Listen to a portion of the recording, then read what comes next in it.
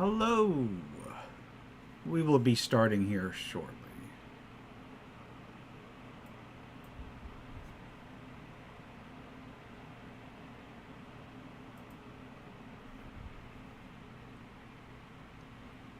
All right. It has been a while since I've done one of these. And unfortunately, that means my backlog has got pretty heavy. Now, I know it takes a little bit for what few people watch these things live to roll in. But I also know that a fair number of people watch these after the fact. I got some things I want to talk about regarding the channel. But I kind of feel like I need to do like a full channel update. So I may do a channel update stream at some point. Basically covering this ground again. But first of all, I'd like to, be thankful that I actually got 4,000 subscribers finally. I got that a couple weeks ago, actually. Only just now actually noticed. Doesn't mean a whole lot in the great scheme of things, but it's a nice milestone to hit for me. Nice milestone to hit. Second of all is I have to put out more tabletop stuff on this channel. I've been trying to do that for a while now. So I've got some ideas to throw around regarding streaming, adventure design, and other OSR kind of things. And see if anybody wants to watch that kind of thing. I need to figure out what I need to do with it. But it might be an interesting little thing where I like create little adventures or worlds or dungeons or whatever on stream. But with that out of the way, we will go into this video, and I may go ahead and I'll cover those topics again in a proper channel update. So now that's out of the way for the people who will inevitably watch this later. Let's go into what this video is. This is a quick look at Pay What You Want free RPGs. The 16th one. I do these every so often. You know, it's hit or miss, all things considered, on when I get to do it. But basically what I do is every week when I do my RPG News Roundup, I look for free and Pay What You Want offerings across 5th edition, OSR, and then other systems. And then once I've gathered a fair amount, and then when I have time, I go ahead and do a quick breeze read through and try to give my off-the-cuff review of them. So sometimes it's interesting, sometimes it's not. I usually start with the 5th edition stuff. So with that having been said, let's go right into the first of them. Let's see, how many do I have this week? 1, 2, 3, 4, 5, 6, 7, 8, 9, 10, 11... 12, 13, 14, 15. I've got 16. I almost never hit all six. Almost never hit all of them. But we'll try. We'll try to get as many as we can. First one is Illithor's Notes for Improved Herbalism. I'll pop that up on the screen real quick.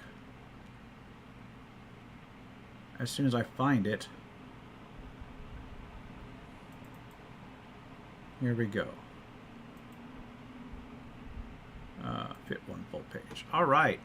It is, according to the Drive-Thru RPG link, a roughly 20-foot or 20-page, less than 20-page quick read with a collection of tips and suggestions on how to fit the herbalism kit into your campaign world and expand the use of herbalism skills in various situations.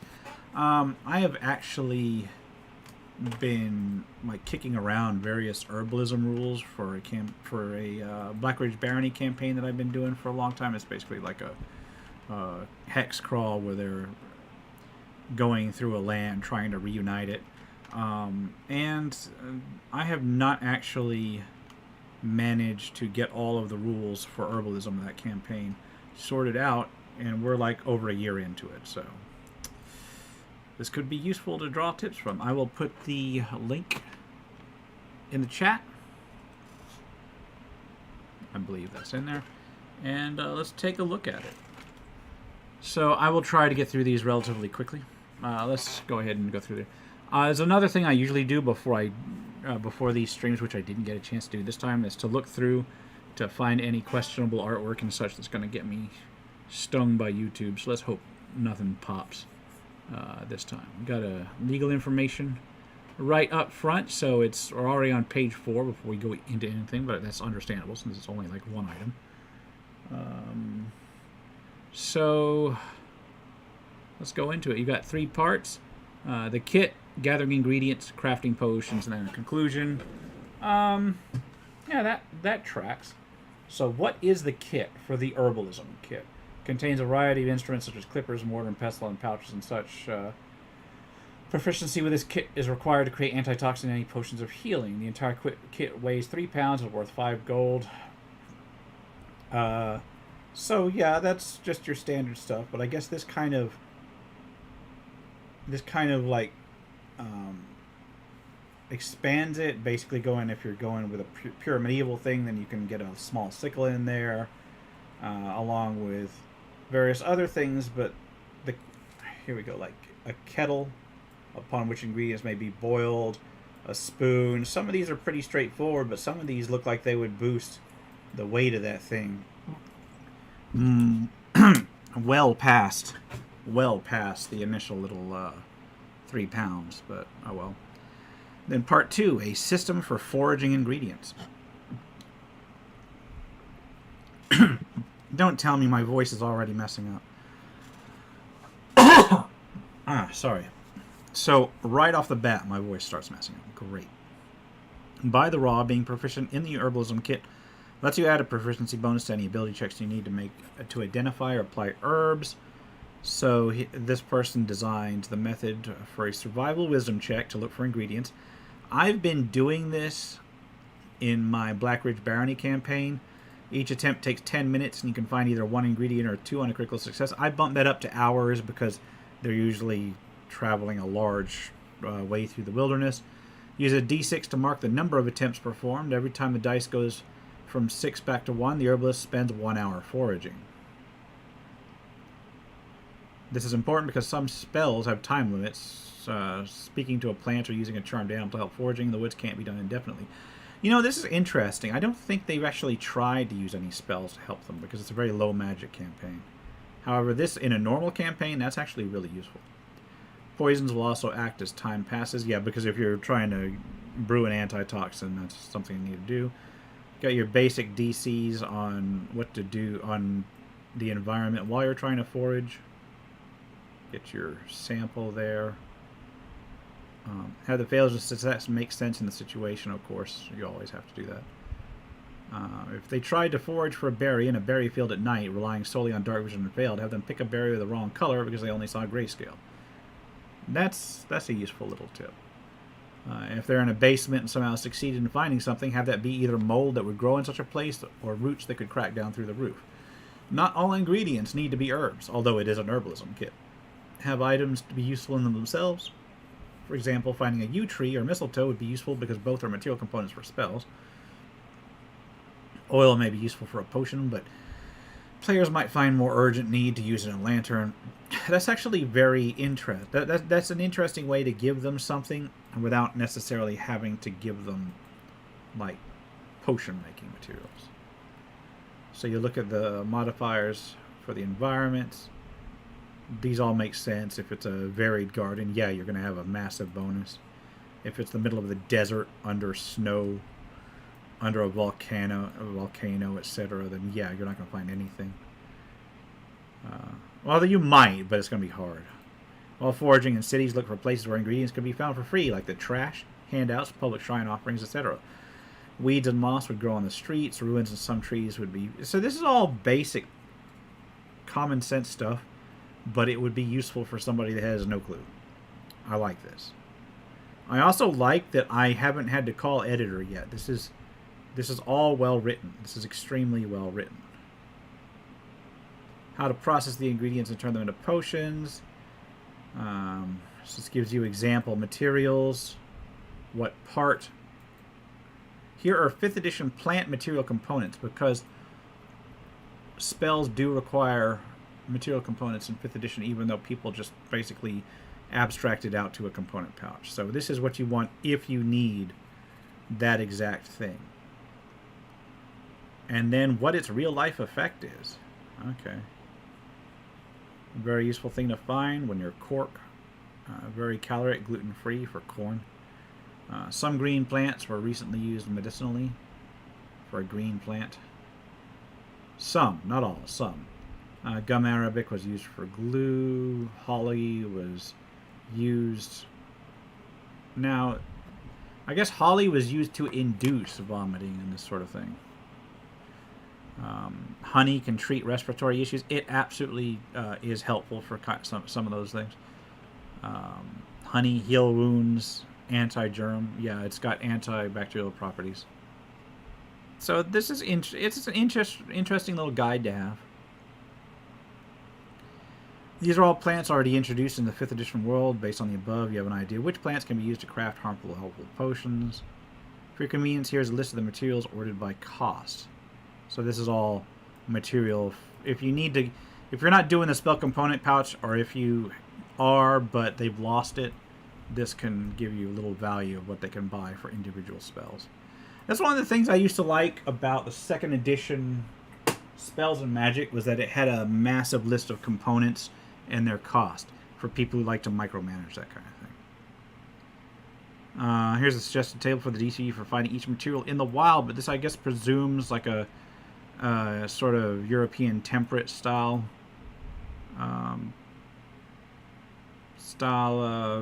setting, because they're going to be vastly different in another setting. For your flavor, here are a few real ingredients with some uses they had in recent history. Okay, so you've got actual real effects noted on each one for garlic, ginger, honey, that kind of thing. Okay. This is nice. This is not like a whole bunch of stuff, but it's a nice little group of tips. 3 ingredient potion homebrewing formula templates and a disclaimer. So this basically tells you, this is a template for making your own potions by combining individual sections. Like you put 1 ingredient, 2 ingredients, 3 ingredients, and then you come out with a potion.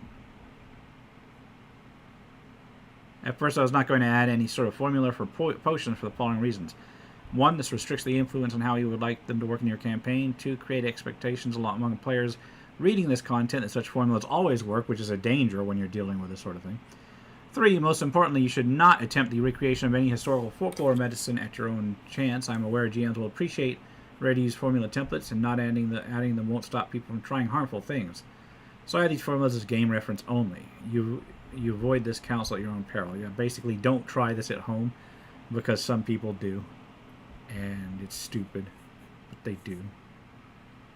But this basically gives you various basic potion ingredients. So I entered the tabletop world about 3 years ago, and I'm recently comparing several sources to make my games richer. This is my first published material, and I hope some part of it is helpful to someone. I'm currently working as an expanded system for the alchemist supplies and mechanics for a campaign centered around alchemy.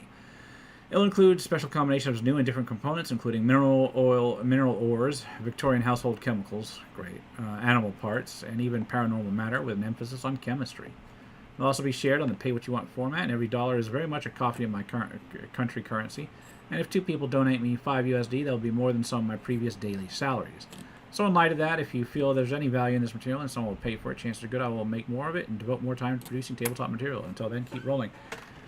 This is by Illithor. And, okay, so the art is just limited to this thing. I like this. I think it's well put together. I think it's well written. I think it would be useful. I would encourage anybody who takes a look at it to, as they said, go ahead and toss them a couple bucks. I actually kind of look forward. Does Illithor have? No, it's just got the 1 item. I want to see when the actual campaign they're talking about comes out. That seems like it could be interesting. Good luck, Illithor and Andreer. And I know I'm mispronouncing that, but it's I think it's a pretty sure it's fancy name. Yeah, good luck. This is well put together. I would like, if I had any critique of this, like at all, This is well written and well edited. I would urge maybe like some stock illustrations along the edges of this kind of stuff. Like get yourself some stock templates for the edges, and then maybe change up this font into something else because it's very simple. But you could do like just like a little bit of a better block font up here. But aside from that, this is nice. I actually like it. Good job. Good job. All right, let's look at the next one in the list. And I'm going to have to check each of these before I go into it because often is the case, I wait months to actually start something up and then don't get to it. Okay, so this next one's from Kelphusel's Tales. And Kelphusel's Tales is has been putting out a bunch of adventures over the past few weeks. Most of them paid for. This one is still free to purchase. And I'm curious because I keep seeing them come up, but I have not actually examined their quality. So this is a good chance to see the quality of the adventures that I keep noticing come up. So this is Departed and Forsaken, free. It is a free 5th edition adventure. Part of an entire series of non-free ones. So, I will note right off the bat, this is pretty typical for Kelphusel's Tales stuff.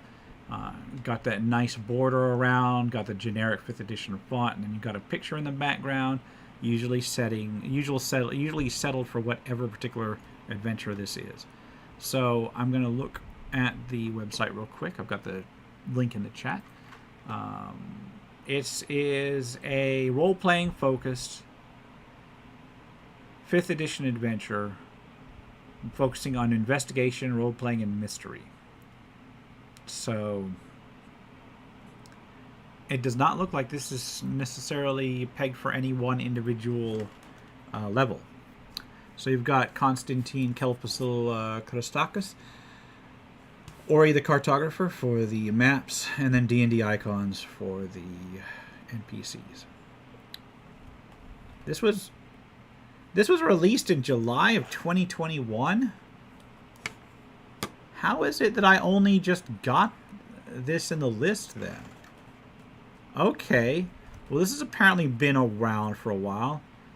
It's got a train right off the bat. Not sure if it's going to be fantasy. Well, it looks like it's going to be fantasy based. Most people would tell you, but most people do not know the place between the two, limbo. The truth is that souls that travel from the material plane to the plane of souls always go through limbo first. It's easy to think that a fancy word like limbo would explain everything. Not all souls go through this limbo state, though, only the ones that are forgotten. Those who have left the material plane are forever lost in the place between places, lingering there until someone remembers them. Some manage to find their way out of their own, while others drift away, completely forgetting who they once were. While there is a way to visit this place without being one of the lost souls, it can be quite dangerous as one risks their own sanity and memory while they are there. A lost soul and without name, will you rescue them, adventurer? Alright. So, Kelphusel's Tales focuses on strong and deep narrative.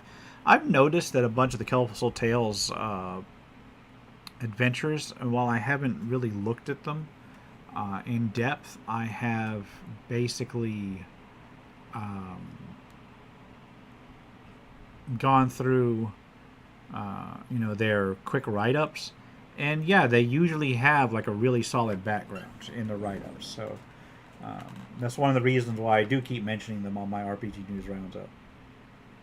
Departed the Forsaken is one of many short adventures released on a weekly basis for free. Some information about it. Recommended party experience, any. Got investigation and mystery themes, as I said. Setting, any, or Starlight Chronicles. Starlight Chronicles, I believe, is the one that all of the Kelphusel's Tales are pretty much set in.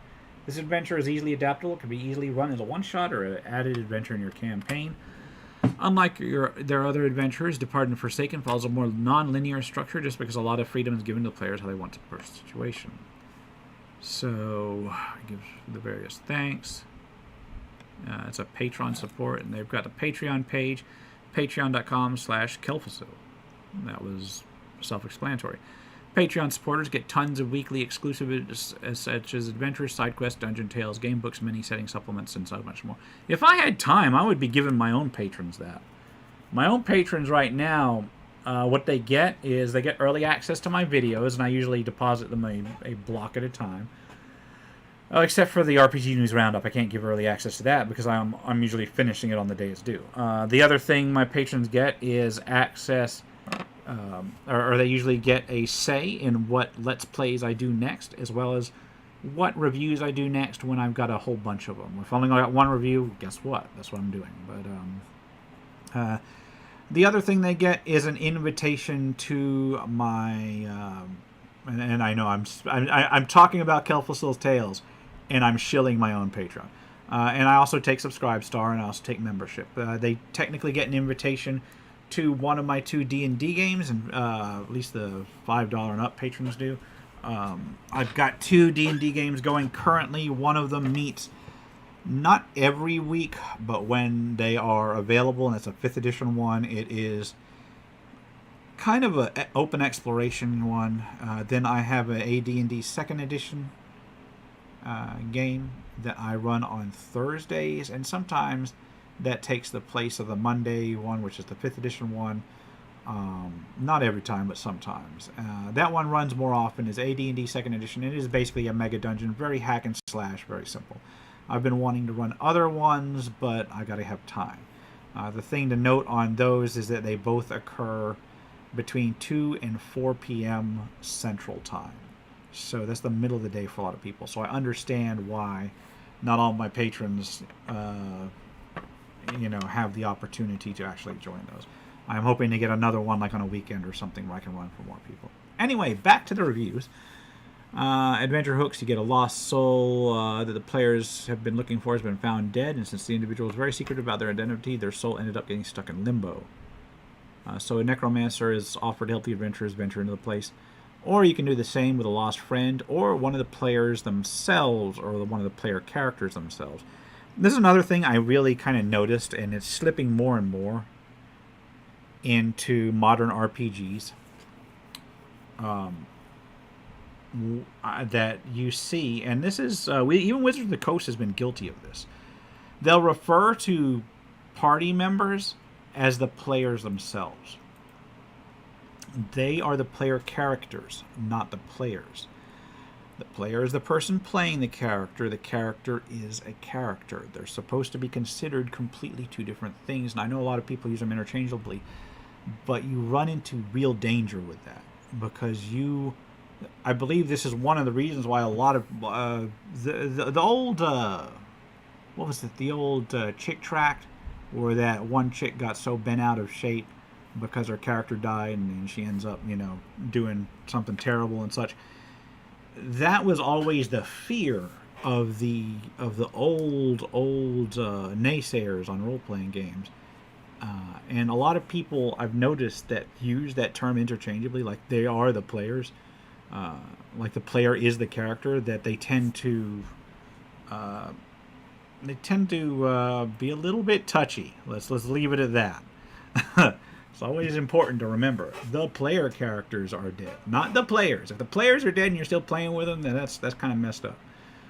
All right. So, first of all, this is a really nice map. Ori the Cartographer.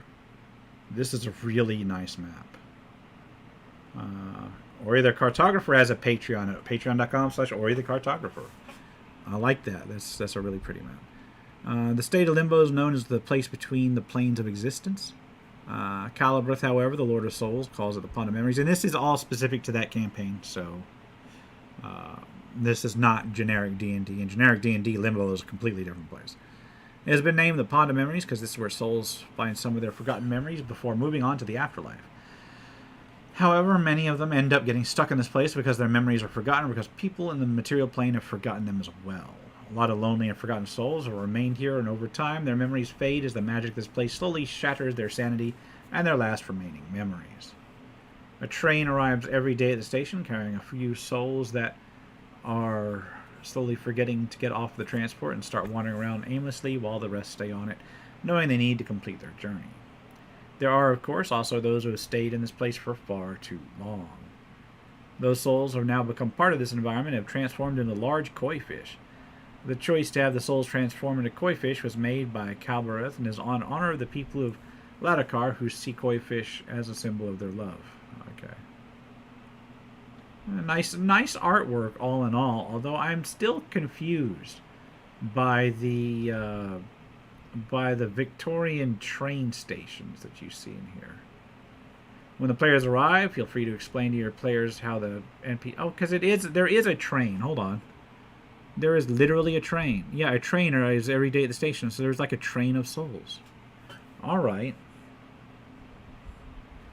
The way the players arrive here is up to you. Decide it, and it could be anything since they could be in for any reason. Train can be replaced with a carriage or some sort of transport that is relevant to the setting you're playing in. The game master narrates something like this. You look outside and you suddenly remember that you are here because you have chosen to be here. This place, however, is not what you expected it to be. You were told you would find emptiness. The afterlife. A never-ending void with souls wandering, lost, and out of control. But this is different. It is peaceful and calm. Calm and clear water is all around you. Your transport is moving at a slow enough speed for you to be able to look outside the windows and notice all of the beautiful things this place has to offer. In the distance, you see what looks to be some sort of a station, taken over by nature. As you get ever closer to it, you notice that you and your companions are the only ones on the transport. You have now stopped moving. The door opens and you see what seems to be a station filled with people of all sorts roaming around. So this is all about the players interacting with the various NPCs, so you get to talk to the various NPCs to discover the secrets of this place, allowing you to navigate the Pond of Memories. Players have remembered or discovered how they were sent here and are therefore allowed to board the transport, which will take them out of the Pond of Memories next time it leaves. Players have managed to save at least 3 out of the 5 NPCs that are at the station. So even though it's filled with people, there's only 5 relevant ones. I'm assuming the rest are like faded. The adventure plays with a certain kind of countdown. The adventurers losing their memories. They are the main principles of this countdown. The adventure takes place in real time. It is advised that you keep track of time so you can keep up with the countdown mechanics. That's nice. The longer someone stays at the station, the more they forget and the more they lose themselves. Losing your memories brings you closer to becoming another lost soul that will forever remain there. Every 20 minutes of real time, the transport will ring a bell, signaling the fact it's about to take off. Whoever gets on it is able to retain their memories and is not affected by the magic of the station. After 5 minutes, the transport will be back at the station. That's real quick. Every time an adventurer misses the transport, they lose a small part of their memories. And how you manage that, I'm interested to see. The one missed trip, the adventurer feels a slight tingle. They forget what happened in the last minute or so. The character was busy doing something when the transport left, and they missed it. Then you'll have to tell them they seem to have forgotten what they were doing for the last minute or so. 2 missed trips, you begin to forget a few small things, and mostly things that happened recently. If they talk to someone recently, you need to tell the player that they do not remember who that person is. 3 missed trips, they begin to forget where they are and what they are doing. 4 missed trips, they forget a lot of important things, and then 5 missed trips, they forget their name, and so it's like an exponential curve on missed memories. Damn. At the station, the players will find 4 lost souls. I said 5, it was 3 out of the 5, but there are 4 lost souls, and then there's a 5th that will arrive after 50 minutes. So there's Millie, a young girl who recently arrived at the station looking for her parents. Oh no. So, this is the souls of the dead, right? So you've got a young girl who recently arrived at the station and is looking for her parents. The reason why she is there is that because her parents are not aware she is missing yet, and it may be too late when they find out she is. That's sad. That's sad. Feldor, a veteran marksman who spent years training to complete a secret mission. He was eventually discovered and another archer killed him during an intense fight in the woods. His colleagues, friends, and family remember him, but are not aware of what has happened, meaning that they all think he is still safe. Yasora, a tiefling hunter who died only a few hours after Feldor. He is the archer that killed Feldor. Feldor does not know of this, but was able to fatally wound Yasora, leaving him to bleed until they shot each other. And then they both died, and now they're forgetting because they're the only ones that know how the other one died. That's messed up, man. Kind of funny, but messed up. Zilduk, an old kobold who passed away a few days ago but has been taking the transport in order to retain his memories. He understood what is going on at the station, but unfortunately he was too late to discover as he started losing his memories just as he began to understand. So the kobold could give you some good clues. And then Lethia is a catfolk who can go ahead and stay there because fuck catfolk.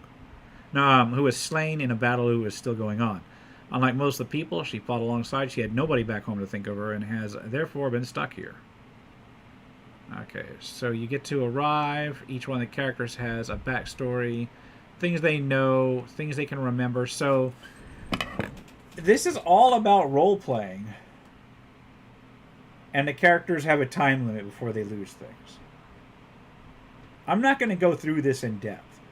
So you've got Millie, you've got Feldor, you've got Ysora, you got Zilduk, and you got Lethia.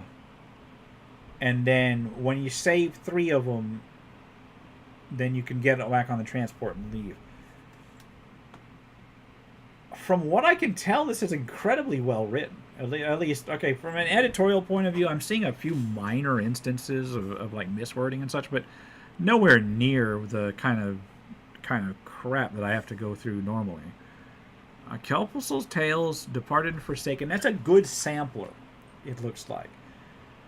Like, based on this alone, I feel more confident in continuing to cover Kelpussel's Tales stuff on my RPG News Roundup.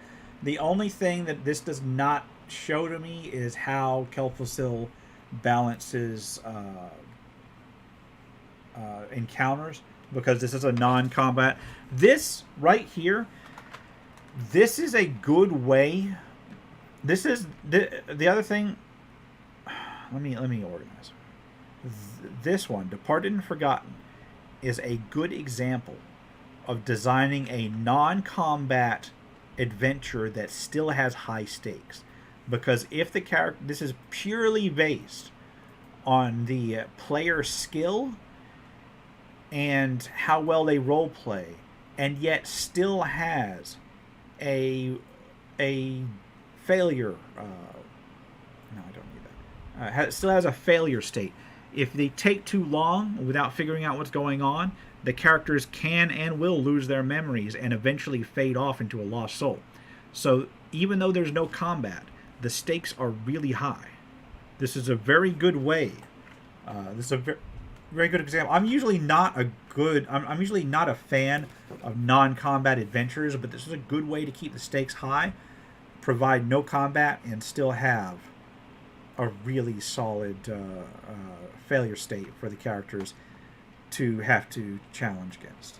So that was Departed and Forgotten. Again, link is in the description, or link is in the chat. I'm seeing people pop in and out. Oh, this one's going to be real quick. This one's going to be Fluffy Tales Race Pack for 5th edition. Fluffy Tales Race Pack.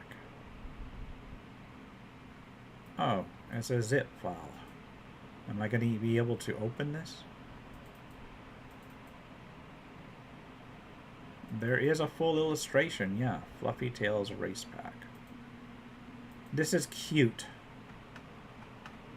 We go from real serious to real cute. This is a pay what you want offering. It is from Brightly Brewed. It is a collection of 5 homebrew races compatible with 5th edition with background, culture and values, religion and gods, racial traits and features, suggested character names, and extra information. It looks very cartoony, but some people enjoy that. So yeah, let's take a look at it. Here's the link in the chat.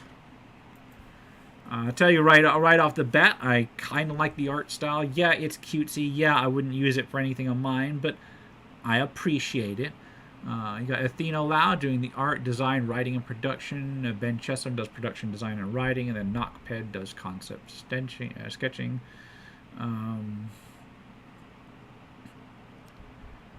So, Stronghorns. Upon the high mountain crest, fearless flocks frolic over the mountain peaks. The rock face crumbles away under the weight of a young Stronghorn. Ropes are thrown and hands grasp at him as he falls.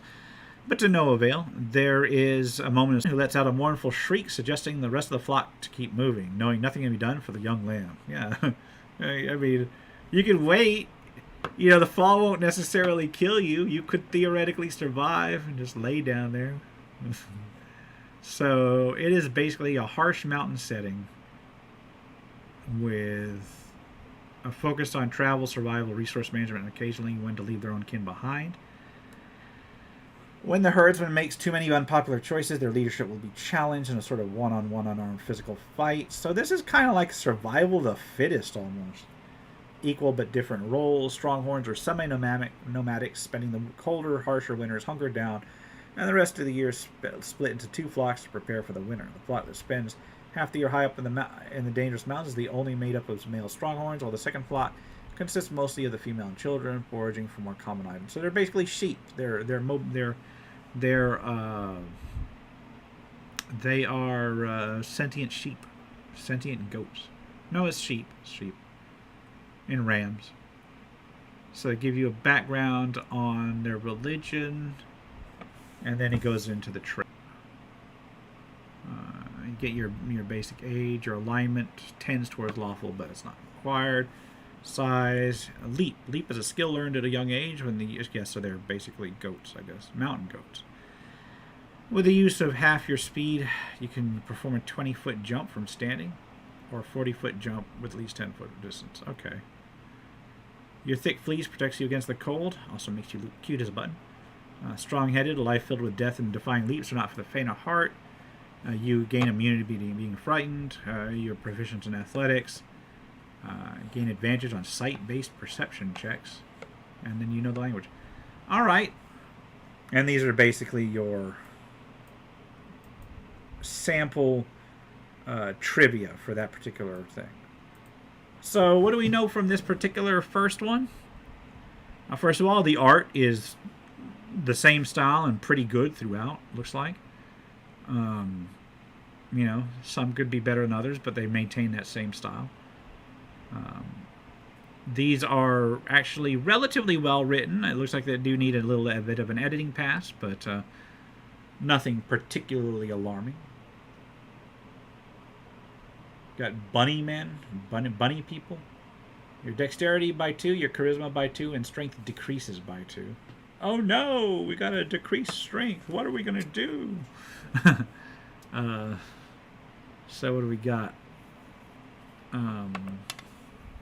3 foot tall, so they're small. They get base walking speed 40, though, because they are rabbits. They go quick. The minor illusion cantrip. Once per long rest, you can re-roll an attack, save, or skill. You must use the new roll. What happens if somebody takes your foot? Do you then just get maimed and then they get that? Big ears gives you perception, sound-based perception advantage.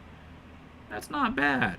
These are actually decently designed.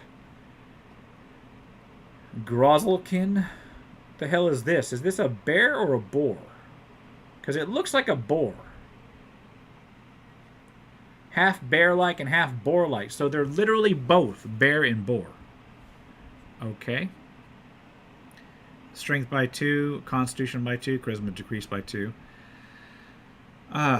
So they are medium, although they do go 7 to 8 foot tall. They get dark vision. They get a slashing attack with your claws. They get advantage on smell-based perception, immune to disease. That's it. So they're just big and tough. Although, wow, these have a sub-race, which give you further bonuses. So these are your combat horses. All right. Pachico, which are these like little dogs? Oh, these are little dogs, aren't they? Yeah, they're little dogs. Charisma score increases by 2. No other adjustments. You can smell curses on objects, people, or anything else. Yeah. And then you get a nip, which deals 1d4 plus strength. Yeah, they're little dogs. Actually, they're not all little dogs. They got sub-races. So you get Bjork, who's like the I guess the German Shepherd type. You got, or the Husky type. Yips, which are your small yippy dogs. I'm disappointed. I don't see a ability to get punted halfway across the room. Rodent folk, which are your rats and your squirrels and such. Okay, so yeah, I'm not going to go into detail. Cute artwork, cute concepts, relatively well sitting. This is a third one that I feel decent about. Now, I'm not sure that I could stand to play in an entire campaign with this. I'm not saying that I'd like to play an entire campaign with it, but it's cute. I like the art, and it's cute. Fluffy Tails race pack, yeah. Good job, Brightly Brood. Alright, next one is Terror in the Clock Tower. It is another pay what you want offering, and is the last of my 5th edition stuff for tonight.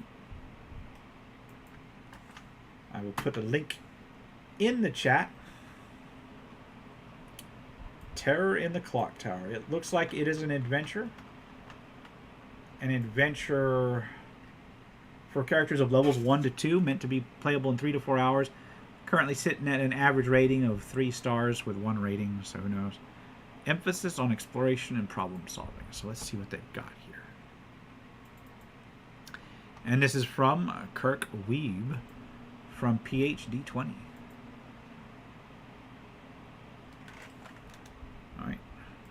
Alright, the cover art's at least a little bit catching. PWYW. I'm wondering if they've got aspirations or an actual doctorate. Start with the open gaming stuff right off the bat. It's a 5th edition adventure for characters levels 1 to 2. It contains elements of urban fantasy with emphasis on exploration and problem solving. Some time ago, the clock tower was in the final year of construction when something happened. Construction came to a halt. The tower has slowly fallen to ruin ever since. In recent years, a gargoyle named Kojan made his home in the belfry of the clock tower. While he leaves the local residents alone, the gargoyle has become a menace to livestock and pets in the area. Any disappearances are blamed on Kojan, though few have actually seen him. This adventure leaves room for the Game Master to add their own creativity, possibly tying the scenario to their own setting and campaign. So you've got your... The reason why the clock tower was not worked on is left to you. Follows a trek up the ruined clock tower to find Kojan. You may also encounter Viscera, the groundskeeper. It's crumbling and dangerous to cross. Giant diseased rats hunt in the cellars. The stairs are stalked by harpies. You've got a gargoyle at the top. So that is pretty brutal for a first, second level party. I can see that. I'm just scrubbing through here because I'm looking for the maps. So you've got the ground level, and then that's it. Those maps aren't bad. They're not bad maps. They're pretty solid. Pretty standard. Pretty solid maps. Alright, let's go back up here. Key locations. Terror in the Clock Tower is written in a unique style that differs from many published 5th edition adventures. So you got keyed locations with read aloud text, but most don't. They include descriptions and bolded keywords to help the Game Master build their own descriptions. Some locations include bullet points with important details. So, in other words, instead of full keyed text each time, they go more old school style and just let you make your own. I can live with that. Appendices are given at the end, and required resources. It requires no other resource beside the basic rules. You can actually play this with a basic game. You got your rumor table up front. Nice to see. Got your adventure hooks that help you get into there. Or you can make your own. You know, Monster Hunter. Basically, you're going up after the beast on the top of the clock tower, or that you can take them down to cure a noble's daughter. Non-player characters. Viscera Lightmoon, a commoner that lives in a colorful cottage surrounded by flowers and butterflies. The cottage sits in the shadow of the ruined, haunting presence of the clock tower, and she has been hired as the keeper for the tower, but after it was abandoned, she stayed as the groundskeeper. She loves flowers and clocks and would love nothing more than to see the clock tower finished, which can't be done while it's being inhabited by harpies and freaking gargoyles. So she's familiar with the layout of the clock tower in case you needed to know that there's like multiple stairs up there. Knows the sewer grate behind it leads to the cellar, so you can get in and from outside. Okay. So she knows that her ex-husband is up to no good and saw him lurking near the sewer drain behind the tower last week. Okay. Clock tower stands amidst a copse of trees. The ruined structure creaks in the wind and casts a lone shadow. A path leads behind the haunting tower to a small cottage wreathed in flowers. It gives you the cue to go there if you need to. There's a gate right over there. Colorful gardens and a stone cottage. Okay, yeah. You'd have to basically make your own description, but that's well within... That's well enough material. The gardens contain powerful medicinal plants. For 10 gold, she can make a potion that will cure the poison condition of one character, which is good because I suspect you'll be dealing with rats. Creaking double doors, slightly ajar moving in the wind, rotting walls. That's for the entrance to the tower. Key to these doors remains in the keyhole, so you don't even have to unlock them. There's dim light within. You got a sewer grate that leads to the sewers. This is very brief. But it's not bad. The darkness is penetrated by motes of light filtering in from holes in the walls. The air is heavy and smells of rot, but a beautiful melody rains down from somewhere in the tower above, which will be your harpies, right? Yeah, luring song of a harpy. So basically, anyone who stops to listen, actually any character that can hear, follow the rules on the luring song action. The rotting floor is falling into the cellar. So they can actually fall directly into the cellar and then have to climb up through the grate, I guess. Rickety stairs go up. Got a falling threat because, of course, there's no rails and that stair is rickety. So wait, if you fall with no railing and then the rotting floorboards below can act as a buffer, but they break and then deal the characters into the cellar, which would save them, but then put them up against like rats. Yep, rats. Right there, 2 groups of diseased rats. Got some basic loot. Humanoid footprints in one tells you that somebody's down there. Got a shrine to a diseased god. And a laboratory with a potion of poison in it. So, Masivius Vile, I mean, Viker is, yes, Masivius Vike, not Vile, Vike. He's a Masivius Vike. That's his name. But I'm not seeing him in here.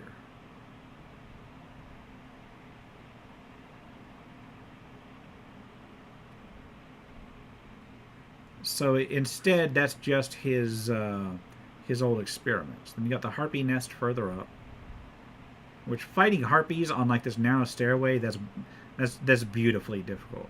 Oh, there he is. That's because he's dead. The corpse of Masivius Vike. He's wearing a periaptive proof against poison. So I guess in a dagger of venom for a first and second level character. Jesus. All right.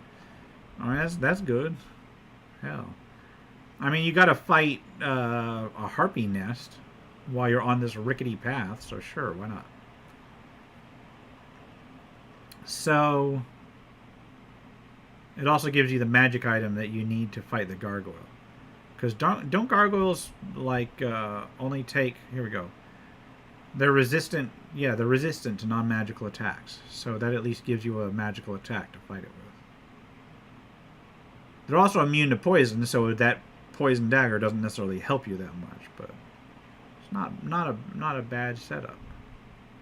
It's a very brief little adventure.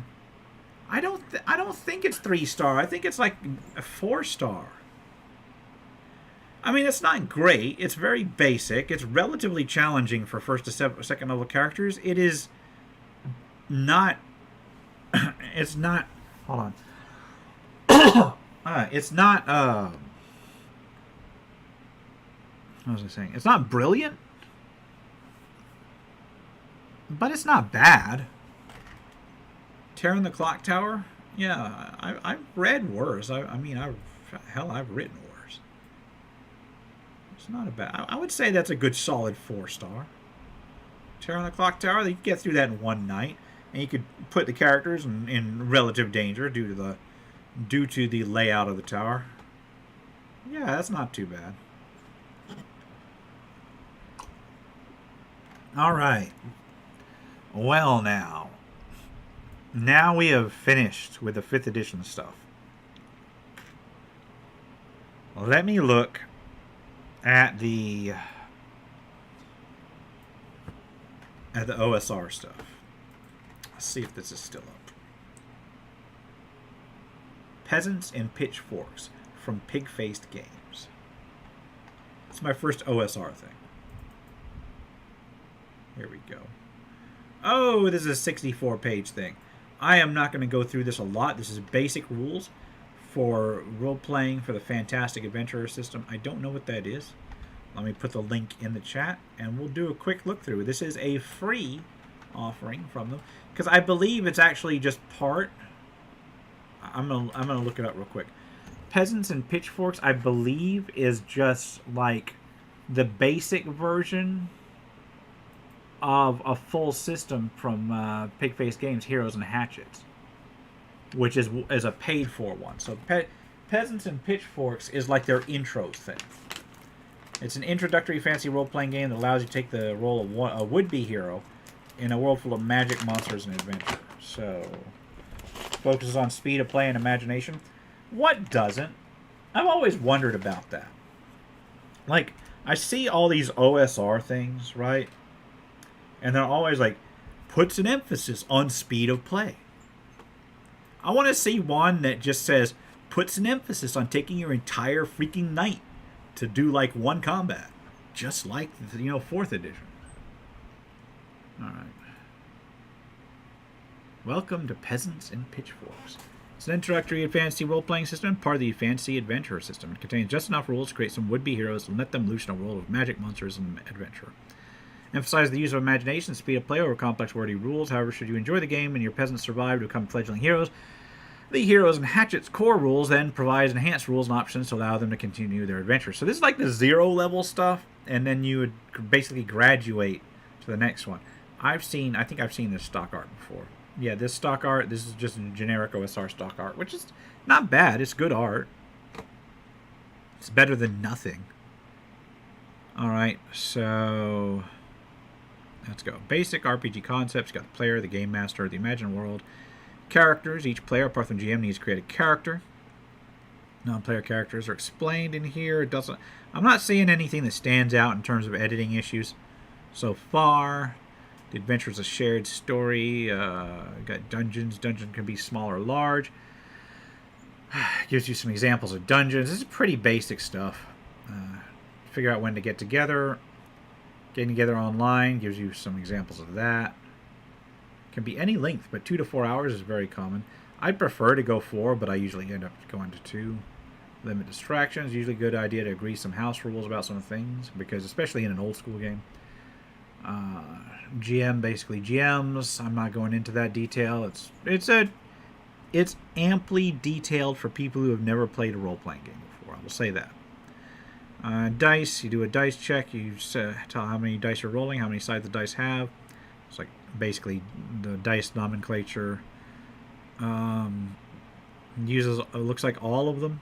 Whenever the rules refer to rolling a 1, it means without applying any modifiers. So rolling a 3 and then deducting 2 is not rolling a 1. It is rolling a 1, but it's not rolling at a 1. Yeah. Dice test gives you rules for dice test. Dice test can be used to help maintain consistency. Many tests are described explicitly by these rules. However, others can be simply decided by the GM. Strength check would be a 20-sided die and add a modifier based on their character's strength versus a target number. Very simple D20 stuff. Gives you an example of play. Nice. Determine the character's background. Okay, so you roll up a background table real quick, because you start as mundane peasants, villagers, and townsfolk. Very, very old school style. Strength, Dex, Con, Int, Wisdom, and Charisma, your basic 6. All of them from 3 to 18. 3d6, okay.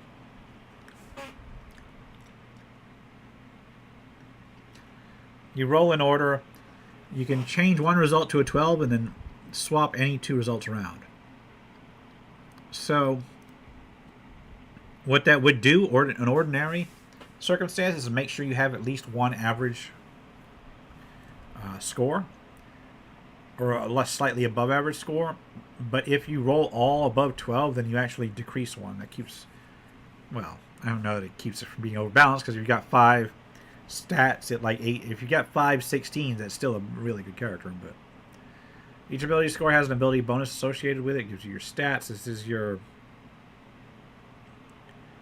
looks like it, yeah, it's just got the linear, like, 3rd edition stuff. And when people are like, oh, they all do that, no, they don't all do that. I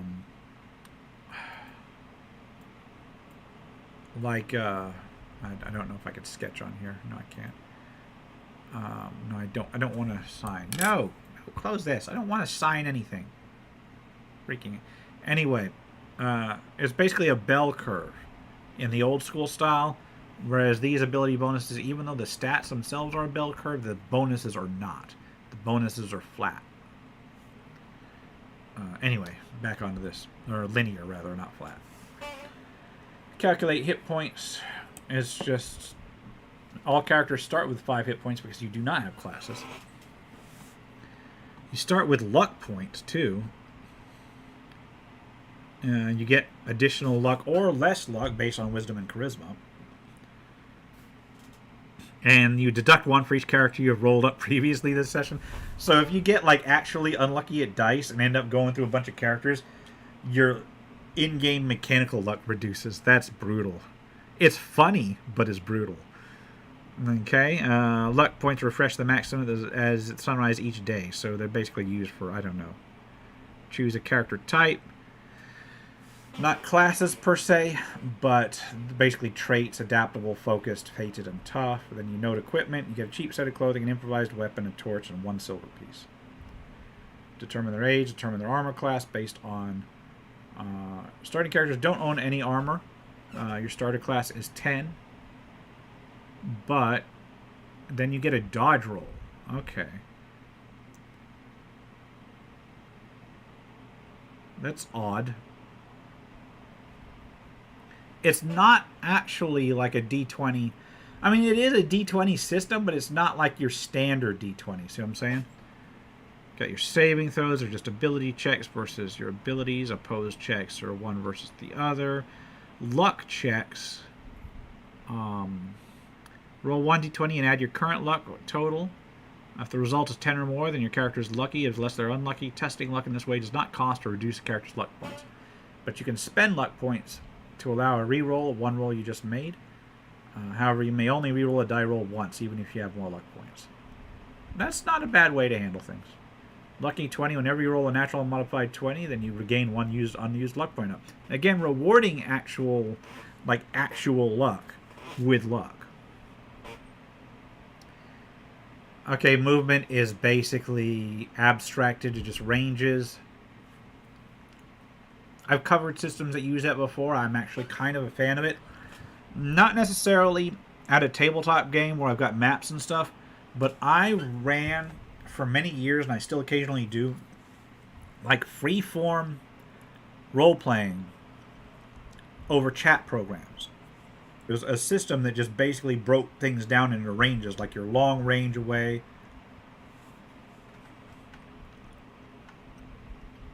like you're a long range away, you're a short range away. I keep getting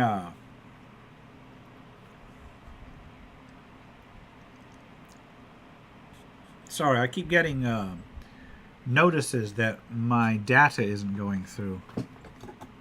Is my stream health terrible? My stream health is healthy, but it keeps dropping out. I think that my I don't stream a lot, and one of the reasons is because my ISP is hit or miss sometimes. Anyway, I use a system similar to this, so whenever I see this in a tabletop game, I'm okay with it. It usually makes things very simple to run. You got your turn order. You got a start of the round. You tell them what they look like. You tell them what they see. They get a reaction phase where they get to make, I guess, the intelligent like reaction rolls or initiative are based on intelligence rather than dex, which makes sense, more sense than dexterity, because how quickly you react to a situation really has more to do with your mental acuity. You declare your actions based on the character's intelligence ability score, working from whoever is lowest to highest. Okay, slower-witted characters. I love this, actually. I really do. Determine the order players announce their actions based on the character's intelligence modifier. Slower-witted characters have less time to interpret what is happening around them. Therefore, these characters must have their actions declared first, because they don't have time to think about it, because, you know, they just work. The GM should record this order for easy reference each round. To resolve ties, compare wisdom, dexterity, constitution, strength, and charisma in that order. This is only the order in which actions are announced, not resolved. I kind of really like that. Hell, I might have to borrow that with some of the old school for some of the old school games that then you get the action phase where everything's resolved based on the reaction roll. Then you got the death phase where characters with 0 or less hit points now fall unconscious or become mortally wounded. I kind of like this because, again, nothing dies. Like in the old school, like the oldest of old school, for two characters to go simultaneously, or even for one character to beat the other, kill them, but they still get their turn because you're not, in most instances, you're not obliterated. You still got enough adrenaline and such in your system so you can actually make that counterattack and then die. Because the death phase is not so... I'm actually liking this system. I don't know that I'd use it over a lot of the D20 stuff I have, but I'm actually really liking it. Okay, so this basically goes through what was just made. Attack is just D20 plus strength versus AC. Determine damage, then you roll based on your melee damage. You only have rules for improvised weapons and for fist attacks and kicks in this one because your characters don't have weapons yet, basically. And then you get to dodge. Roll 1d20 plus your dex to try to dodge the attack. If the result is equal or greater than the target number, the attack is dodged and it deals no damage. But then for the whole of the round following, the dodged character rolls 1d12 anytime they would roll 1d20. So you can dodge, but it penalizes you. And that's another trade-off I like to see in these comments. I don't know if this makes it faster or slower, but it makes it more interesting. Mortally wounded targets die after 3 rounds. As a full round activity on subsequent turns, they may attempt to regain consciousness. Okay. So kind of like a bleeding rules, but not quite. Combat advantages gives you +1 to attack rolls based on these stats, but you only get 1. Damage. Most peasants will be armed with improvised weapons to deal 1d2, but I'm assuming that other weapons will show you how much they do. This just gives you the attempt to dodge. It gives you damage and hit points. Okay. Gives you healing rules. When you're down, you make Constitution saving throws to try to get up, or at least to try to not die. Other people can help you with a wisdom check. They mess up and then kill you. And then you get a nice little scene at the table where one player chews out another, and as the DM, you just sit back and laugh. Healing. Resting for 1 hour without interruption will restore 1 hit point. Healing only restores hit points up to your current maximum. So running the game gives you rules for ability checks, which are just d20 checks versus numbers. Area skill ratings means that you assign a number to each area in your adventure and use that as the base target for any check that needs to be made there. Interesting. Reward creative play. You can give advantage. Okay. Characters can be compromised for a wide variety of reasons. They become poison or disease, become physically disadvantaged, be in a physically precarious situation. When you become compromised, you roll 1d12 instead of 1d20. And also after you dodge, you roll 1d12 versus 1d20. You may still add any relevant ability modifiers to the roll. Educating simultaneous actions. Work out who goes where. You need to be specific. Okay, one move, one action. So that's basically what they do. When does not? Yeah, that's it's not. They have very basic sets of behavior. Final tip is to break things down to small groups if needed. If characters in two groups fighting two different opponents, it can be easier to resolve the action of those two groups separately since they don't affect each other. And they shouldn't affect each other. Sometimes they do. Here's your basic rules for moving about, basic rules for free actions, and then rules for character death. Got designing adventures, basically. With a sample adventure, it looks like. Yeah, you got a sample adventure here.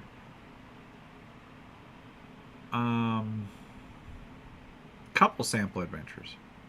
Okay. Rules on expanding the game. You really kind of need... This is just a framework. Because this... once you're done with the stuff in this book, you're basically expected to go by the Heroes and Hatchets core rules. I have not reviewed the Heroes and Hatchets core rules. I feel like I want to now. Because it's actually pretty solid here. Rules for creating the various beings. Rules for monsters. It basically shows you how to build a monster, and then here's some sample monsters: ants, giants, giant bats, giant cats, crocodiles, etc. They got AC, hit points, SB, which I believe is what? Skill bonus? Yeah, skill bonus. SR is skill rating, which is for like trying to evade them, basically. And skill bonus is for making attacks, saving throws, that sort of thing. Kind of all in one. And then damage, and then what is CR? Is CR the challenge rating? Yeah, and that's for assigning, or for balancing encounters. Basically. It's not too bad. As you can see, they're simple. They have, like, their specific attacks listed underneath with a description.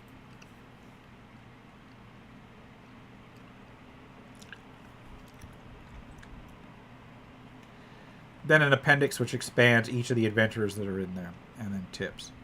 Peasants and pitchforks. That's not bad.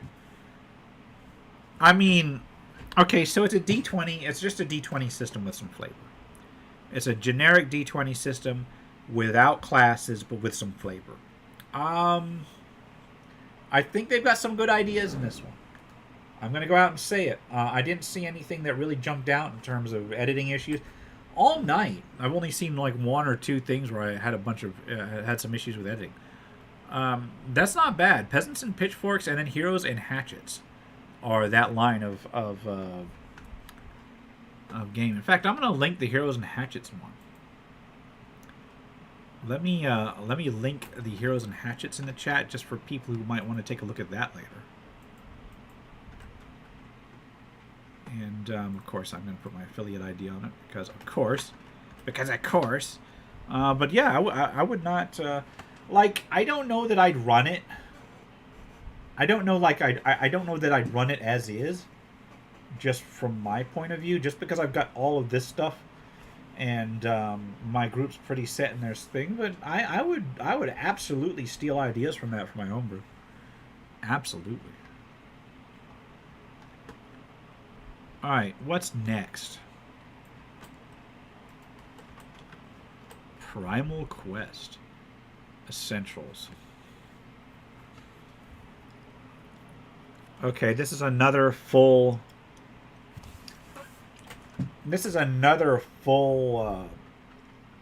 game, Primal Quest. It's from Old Skull Publishing. It's an OSR style thing. It's got 26 pages.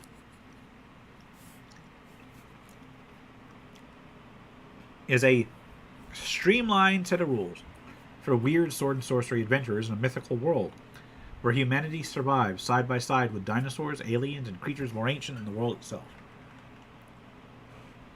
I'm liking the art. very comic booky style.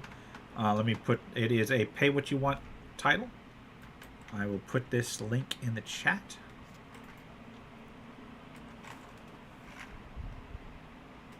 And let's take a look.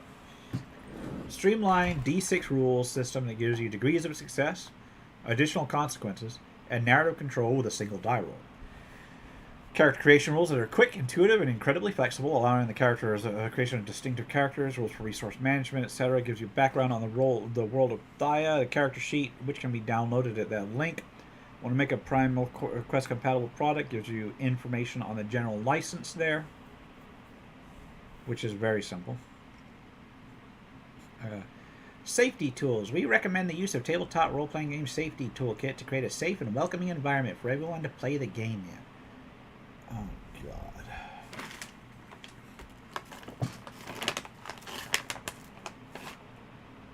I've said my opinion on safety tools before.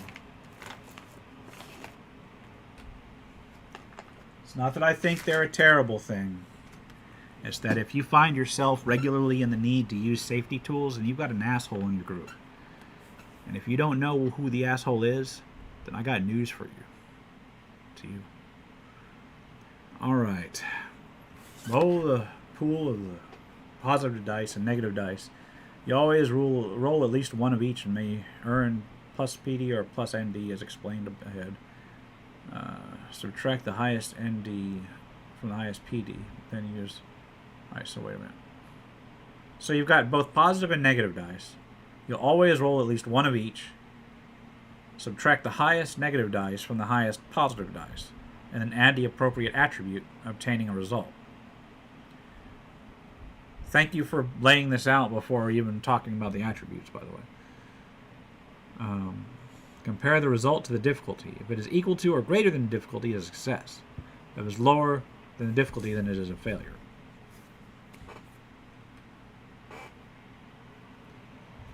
Normally determined by a stat opposed by the target or opponent force, their attribute, def, level, or something else. Difficulty 0 is the default if nothing is mentioned. Difficulty below 0 is usually considered too easy to even require a test. Gives you an example of different test layouts. And as you can tell, they only go from 0 to 6 because it's only a one die. The effect is determined by subtracting the difficulty from the result. The effect of 0 higher is a success. The higher the number, the more accomplished the success. The effect below 0 is a failure. The lower the number, the worse the failure. Makes sense. Extra positive die. You get to invoke a permanent tag to your advantage. So I'm assuming you have tags. I don't know because it hasn't gone into it yet. Having some tactical advantage. Anything else that can give you an extra positive die. Get an extra negative die if you've got a tag that applies negatively to you, or some effect in the game does it. When a character's PD comes up a natural 6, you score 1 boon. Boons can be spent to generate benefits. You can apply an appropriate stat to the test results. Grant plus PD to their or another character's next test as long as it is justified narratively. Impose a negative die to an opponent's next test. Gain some insight about the circumstance. Some other benefit that is independent of success or failure. Okay. You might be able to tell I'm not too impressed over the system.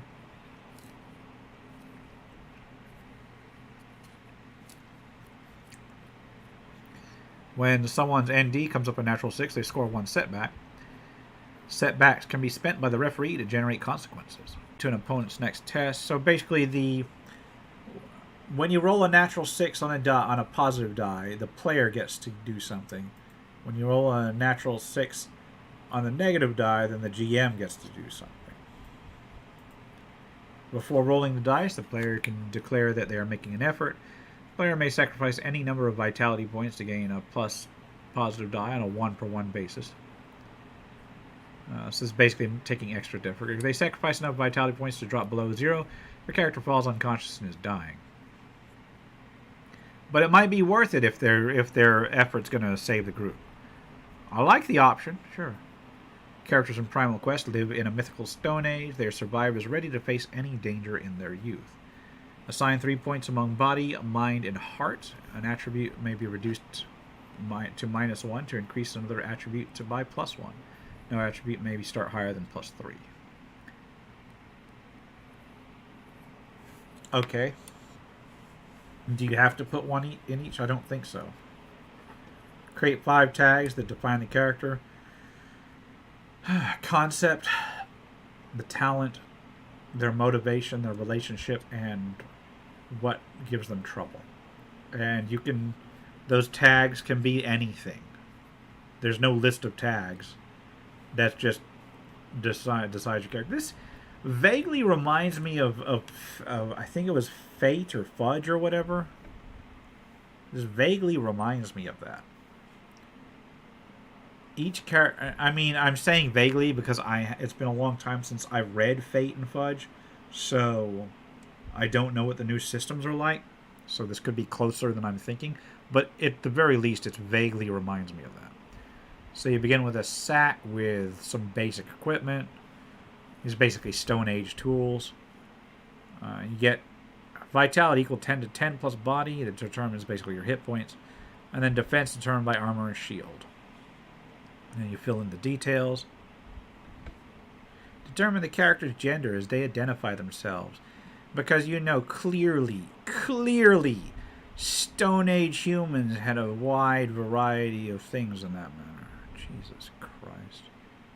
Characters will change as they adventure through the world. Characters earn 1 experience by fulfilling any of the following conditions. Survive the game session. Use a tag for the first time in a session. Make an impactful mark on the game world. So you can gain experience for that. Improvements. Players can spend experience to improve their characters in different ways. To increase the ability of... Oh, God. So basically, stat improvement. Or to give yourself new tags in order to give yourself potential positive dice advantage on a test. I'm not a big fan of this system. Like, I understand it. Like, this Primal Quest Essentials, it needs, like, objectively, it needs some technical editing assistance. Or not technical editing, it needs layout editing assistance. It needs somebody to take a look at these things. These rules are not open to individuals because these rules are written in an arcane and difficult to follow manner. I would not wish to sound ableist, but these rules need a little bit of help for people to understand them. And then, that having aside, they are very derivative of... It seems like whoever was designing this... If this is based off of, like, a system that exists, is it based off of a system that exists? Because...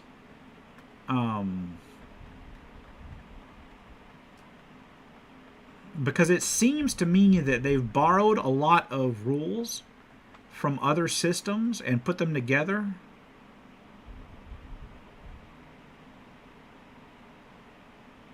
I haven't played a lot of D6 systems, though, so it could be entirely possible that these rules are actually simply taken from a D6 system that I don't know about, but it seems to me like they've borrowed here and there, and while overall the system is mathematically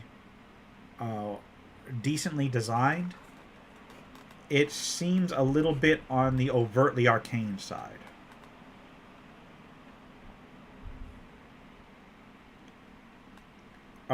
Graphically, it's nice to look at.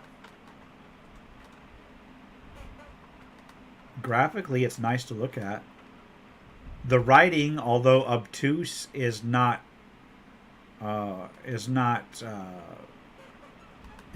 error prone. I'm not looking through the whole thing. There's only 20 pages or whatever. It's not error prone. It is, it looks all right.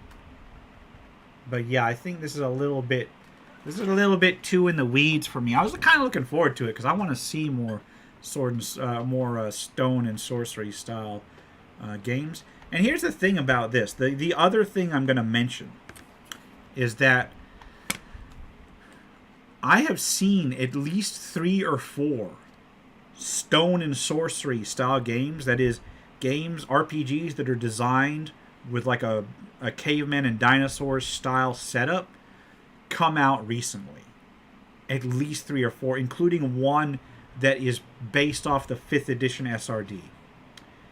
And so if I am going to put my players into a setting like a fantasy mythical world, like a Lost World kind of thing, where they're dealing with dinosaurs and other vicious creatures with just Stone Age tools, I'm probably going to go for a system that's easier to learn, which is either based on something they already know, or which is less obtuse in the way it's described.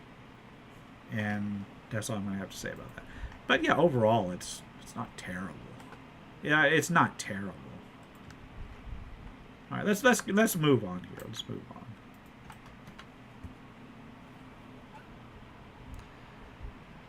Pyramid of the Undying. This is a pay what you want version of the Lost City. This should be interesting. This should be interesting. Easy D6. I want to review that. I haven't got it yet. I need to review that. Easy D6. I've heard good things about it. And I'm embarrassed to say that I think it's written by a YouTuber to whom I am subscribed, but whom I have not actually watched their videos. And I feel stupid saying that, but I subscribed to their channel and I did not have time to watch it. I subscribed to their channel and I just have not had time to watch any of the videos. But Easy D6 keeps popping up on my to look at list, and I would like to watch that. But this is Pyramid of the Undying. I'm going to put a link up here. Pyramid of the Undying. I need to get Easy D6 actually, because I would love to. Whoops, let me get this out of the way to take a look at that.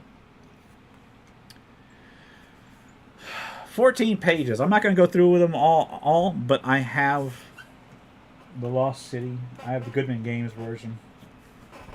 It is a classic D&D BX module from way back when. See, here's the thing. If you're wondering why I'm moving my mic, it's because it's sitting here blocking the chat. So I didn't have a lot of chat, but somebody had come in and chatted, and I didn't see it. Sorry about that. All right, Moldvay's The Lost City is without any doubt the favorite of the early, without anybody, the author's favorite of the early D&D modules.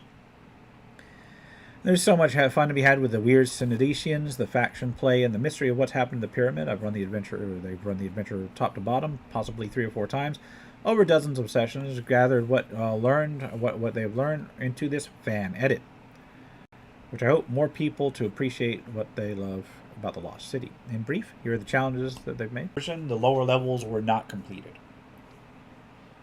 I mean, they were kind of completed, but they weren't really completed to what you'd expect.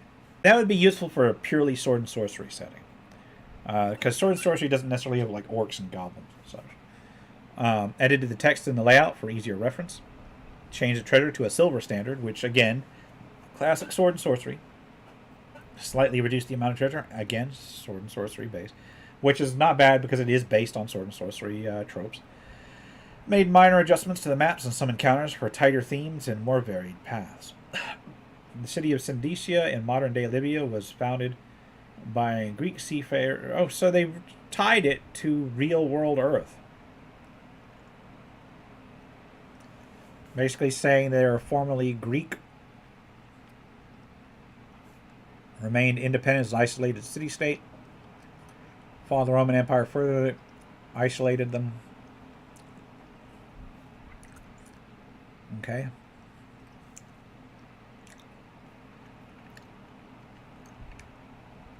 Puts it in a period after the fall of the Roman Empire, after the invasion of the Vandals and the Berbers.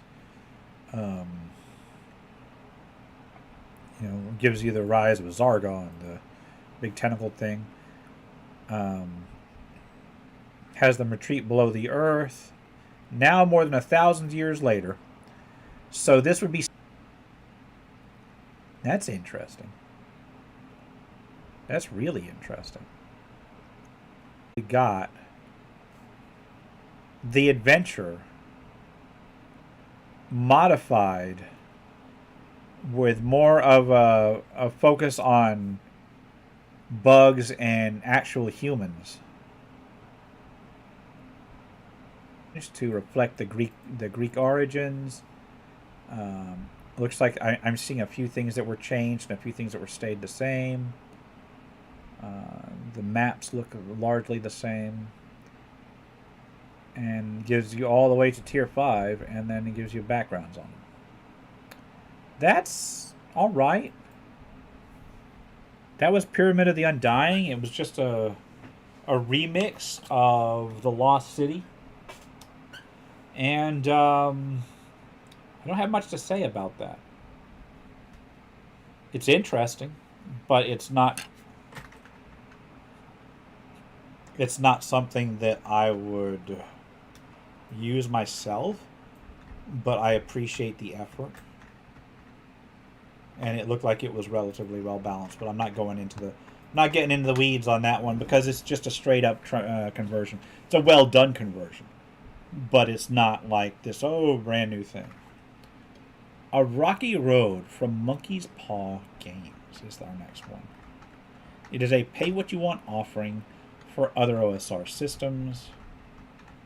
Let's see if we can't get it up.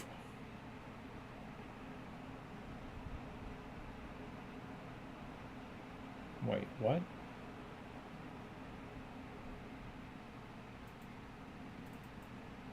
Okay, that's why I couldn't find it, because the file was named Adventure H2. I need to label these things better when I download them. Alright, here's the link.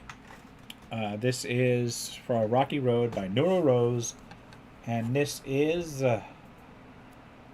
from Monkey's Paw Games. It is for the vanilla game and other old school tabletop role-playing games. It doesn't really help me that much. Alright, you got a nice little hex crawl map. Gives you directions to various places that are mentioned but not in there. Words by Nora Rose. Cover by Nora Rose. Art by Thomas Novosil. Cartography by Dyson Logos, so they're going to be using existing Logos maps. Editing by Concordia Vertebra. There's one thing one thing about Dyson Logos maps. Oh, great! I got a train coming through. Give me a second.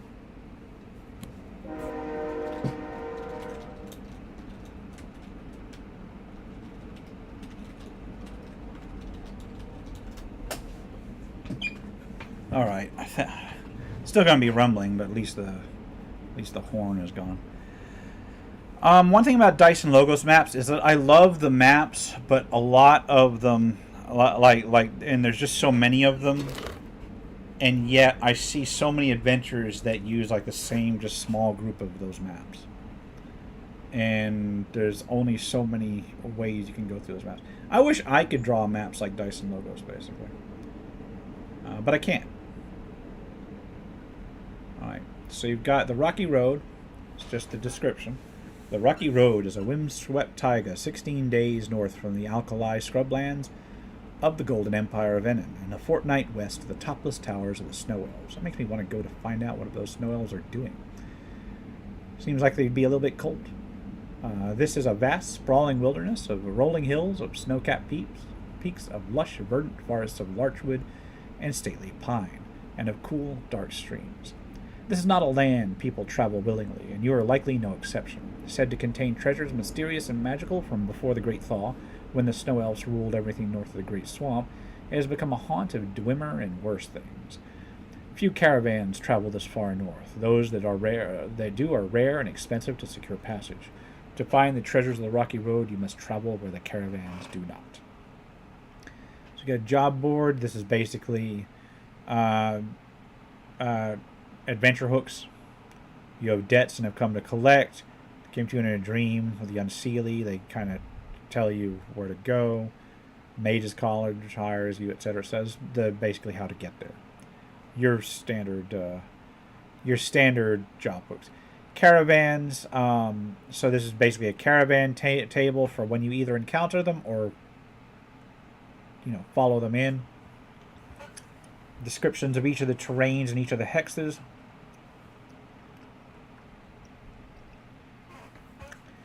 Denizens. These are the creatures you'd find there, I guess. Classic, basic stats. Like if you're running like a white box setting or something incredibly primitive, all you need is the hit dice and the AC and any kind of special abilities. Because everything else, your hit dice are always going to be either D6s or D8s, depending on which system you're using. Your attacks are always going to be 1d6 if you're using BX and before and white box. So the AC is the only thing that really varies. So this is just a quick description of each one. Mycomorphs. Oh, God. Travelers who succumbed to starvation or the elements found their bodies devoured and subsumed by the crawling loam and creeping bough, becoming fungal walkers of rudimentary intelligence but astonishing strength. So they're like fungus zombies. Yeah. Dwemer. 2 attacks. There you go. See what I'm saying? Hit die AC, and then this one, hit die AC 3, but it has 2 attacks, and these are the special things that attack does. Anyone slain by a Dwemer rises again in 24 hours as a Dwemer. Those claimed by the forest suffer terrible fates. Those who die violent deaths within these haunted lands are doomed to return as Dwemer.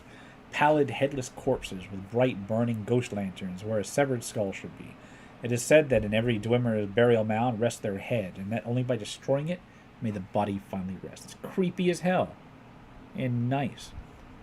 So a D66, I'm assuming you roll like 2d6. Except not. Yeah. Here's the thing, though. Here's the thing.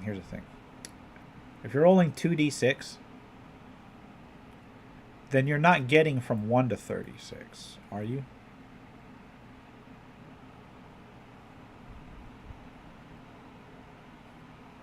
Because you're actually, I know you're rolling and you're getting 36 things, but they're not listed 1 to 36. They're listed like 2 to 6 and then 2 to 6. So I don't know. This table is going to be hard to navigate. I understand that it has 36 entries for 36 possibilities, but it's going to be hard to navigate. It does give you your random adventure type. You got your random encounters in the hills, random encounters in the mountains, random encounters in the forest, and each of these uses a different dice layout. God damn it! Your coastal stuff.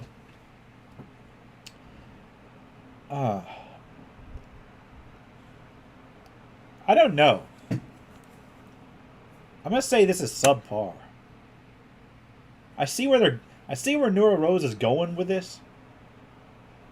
I gotta say, it's a little subpar. It's a hex crawl, but it needs more, you know? Even for a free game. I don't know. Kind of subpar. What else?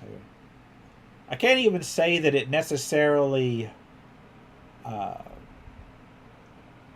needs editing. It needs more. These creatures are creepy or neat, and I would absolutely like the monsters here are the best part. The monsters and the characters you can run into, they're the best part of this. Everything else just needs more, you know? Alright, well, I'm going to put that away for now.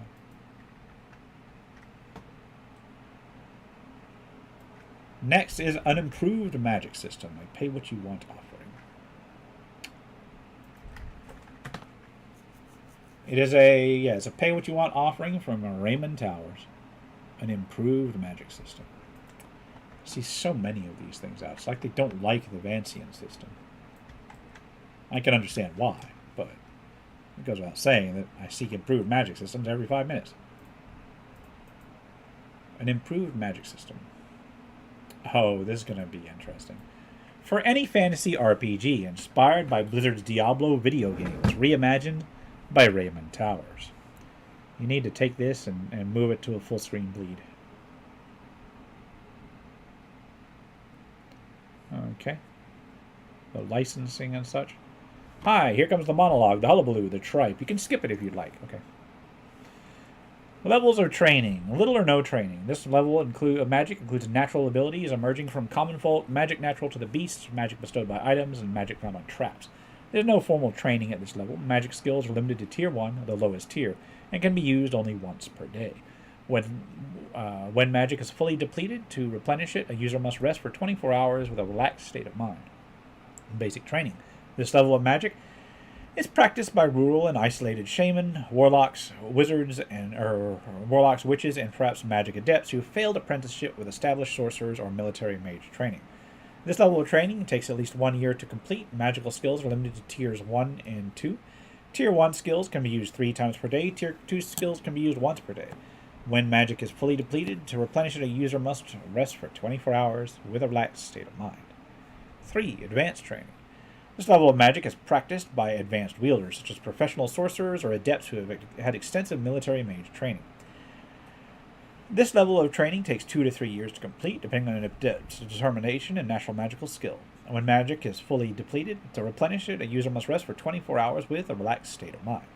An advanced practitioner can wield magic skills from any of the 4 tiers as follows: 5 times a day for 1, 3 times for 2, 2 times for 3, and then 1 time for 4.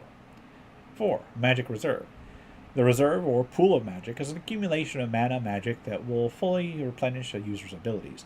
The user must be in a relaxed state of mind to replenish the magic reserve, but not all users will recover mana/magic at the same rate. As a general rule of thumb, magic will replenish at a rate of 25% for every 4 hours, with 100% recovered over the course of a full waking day. Certain items can hold magical charges. These items, such as flaming swords or cold-tipped arrows, can be used by anyone, but the charges can only be replenished by advanced wielders, or in rare cases, by the priest classes of certain tribes that specialize in one tree of magic. A magic item cannot hold more than a Tier 2 magic. Magic traps can only hold Tier 1 magic, but the magic may deteriorate over time and become relatively harmless if triggered much later. A magic item is not tied to an individual and can be used by others, including enemies. Magic can also be stored by gems and jewels, with larger and better quality gems able to hold more. A moonstone the size of a human palm, for instance, can hold between 5 and 7 charges. Gems do not have specific magic powers, rather they add to the mana/magic pool of a user, where a user can deplete the entire gem and still have 100% of a personal pool still left in reserve. Gems can be charged at the same rate as personal magic, but users will usually fill their personal reserve first and their gems second. Gems are not tied to individuals and can be used by others if they are adept in using that specific type of magic. It gives you some examples of the charges per day, breaking down. A person with no training, in other words, will use 1 charge, or 100% of their entire magic reserve, to cast their single spell. A person with basic training has an increased reserve with 3 times more mana than a person with no training. As such, a person with basic training will use 33% of their reserve, or 1 charge, when casting a Tier 1 skill. A person with advanced training has 5 times more magic in their reserve than a person with no training. Okay. During 24 hours of rest, a person with no training will recover their single charge to reach 100% of their magic reserve. A person with basic training will recover 3 charges, and a person with advanced will recover 5. And these basically bust into the different skills. So you get your Blood Mage, which gives you 4 abilities. Blood Leech, which gives you the ability to drain blood and life essence. Blood Star gives you a circular sun-shaped dark red orb, just like the Blood Star. Blood Vampire gives a blood red entity that leeches blood and life. So that's your Blood Golem base. Okay, kind of. A Blood Drain gives you an aura of magic fixed to one location, enough to drain blood and life essence from a forbiddenable non-moving target. So it's like a field. Alright. Cold Mage gives you an Ice Bolt, Freezing Touch, Ice Guardian, which would be an entity, and then Ice Ring, which is like a Nova. Very similar to just ice versions of the Blood one. Ether Mage gives you Ether Flash, which gives you like a spark on touch. Ether Star creates a sun-shaped orb. Ether Guardian, again, conjures like a creature, and then Ether Immolation creates an aura around you. Alright, this is... Alright, Faith is a little bit different. Faith gives you the initial flash, gives you the star, gives you the Guardian, but then the fourth skill revives the dead.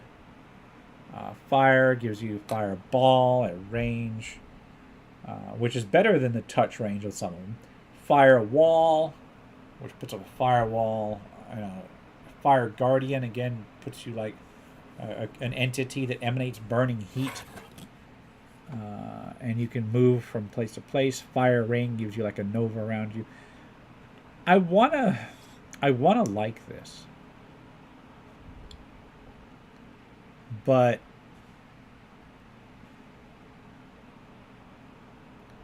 they're a little bit too derivative.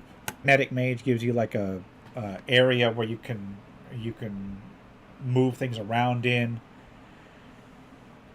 They're a little bit derivative, though. A little bit too samey. They've got some auxiliary skills. And these are basically... Yeah, these basically look like magic that can't fit into any of the other tiers. You got Detect Magic, Draw Mana. You can create a Mage Shield to buffer against attacks. I see where he's going with this. It does bring to mind the Diablo stuff. I think it's a little bit derivative, but not terribly so. I wouldn't say it's an improved magic system. It's just a different one. But there's an improved magic system from Rim and Tower. Man, I'm kind of starting to smack these one down. The night started good, and I found a bunch of stuff that was actually really, really interesting. And then it's kind of gone downhill from there. Although that one wasn't terrible. That one just kind of, I don't know, you know.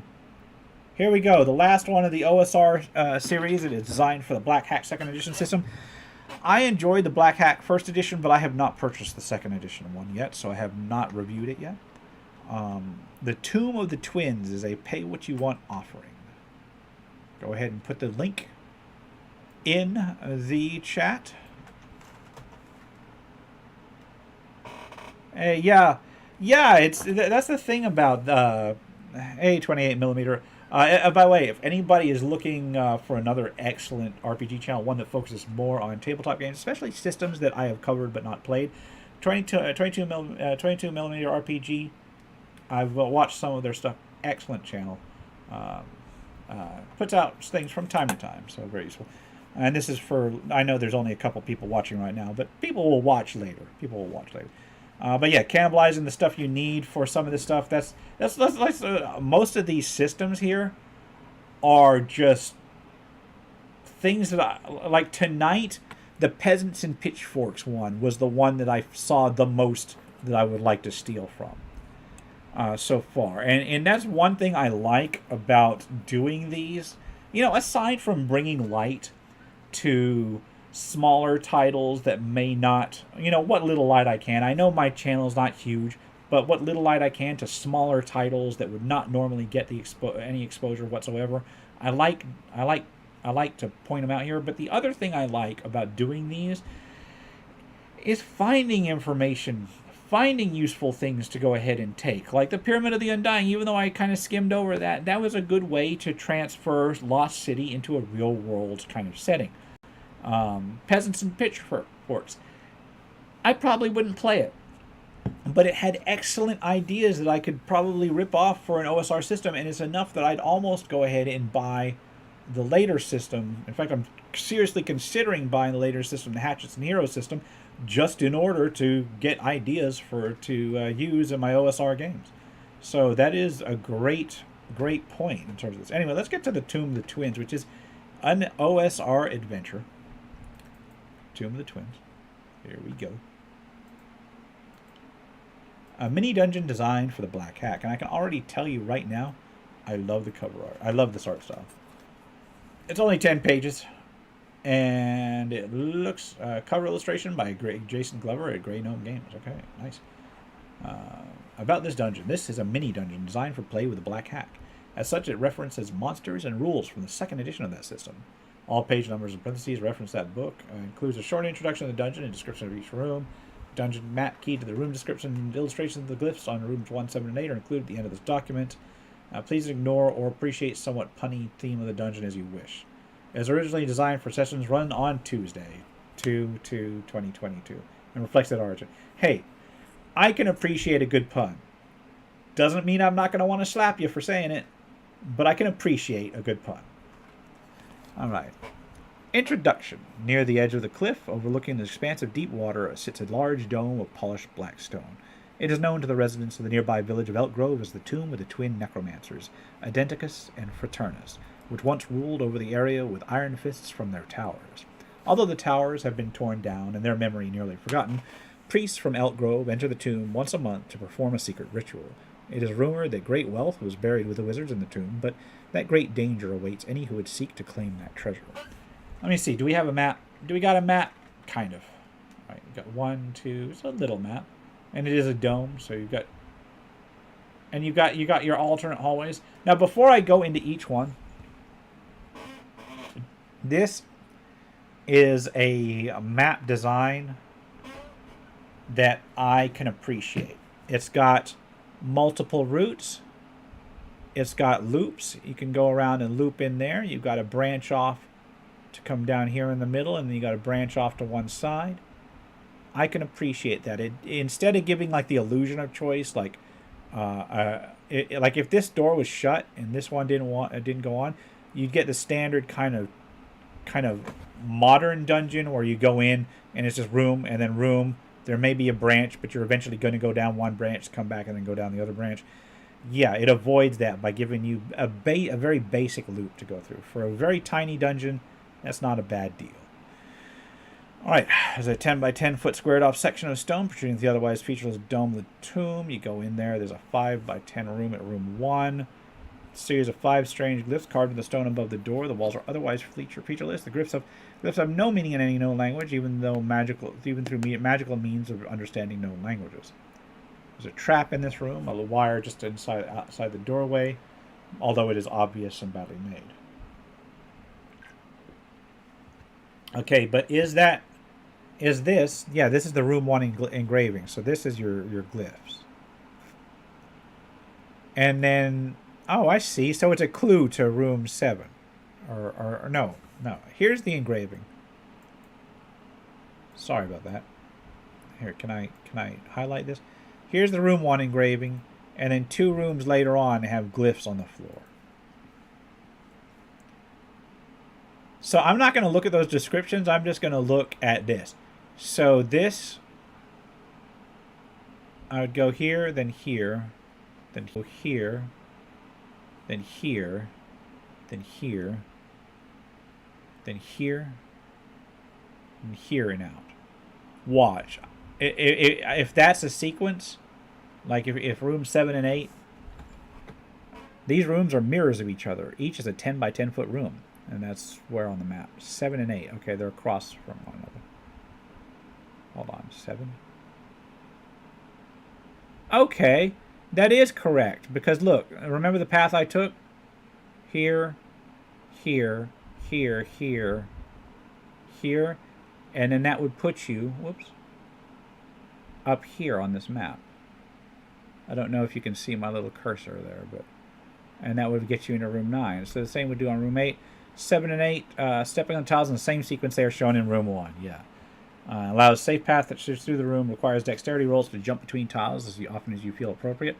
Stepping on a tile out of sequence causes the ceiling to begin slowly lowering, eventually crushing all inside. Not bad. Okay. Very basic, but not bad. Let's look at number 2. You got a trap. You got a secret door. Fake wall sections left and right. The walls have a strange echo when hit.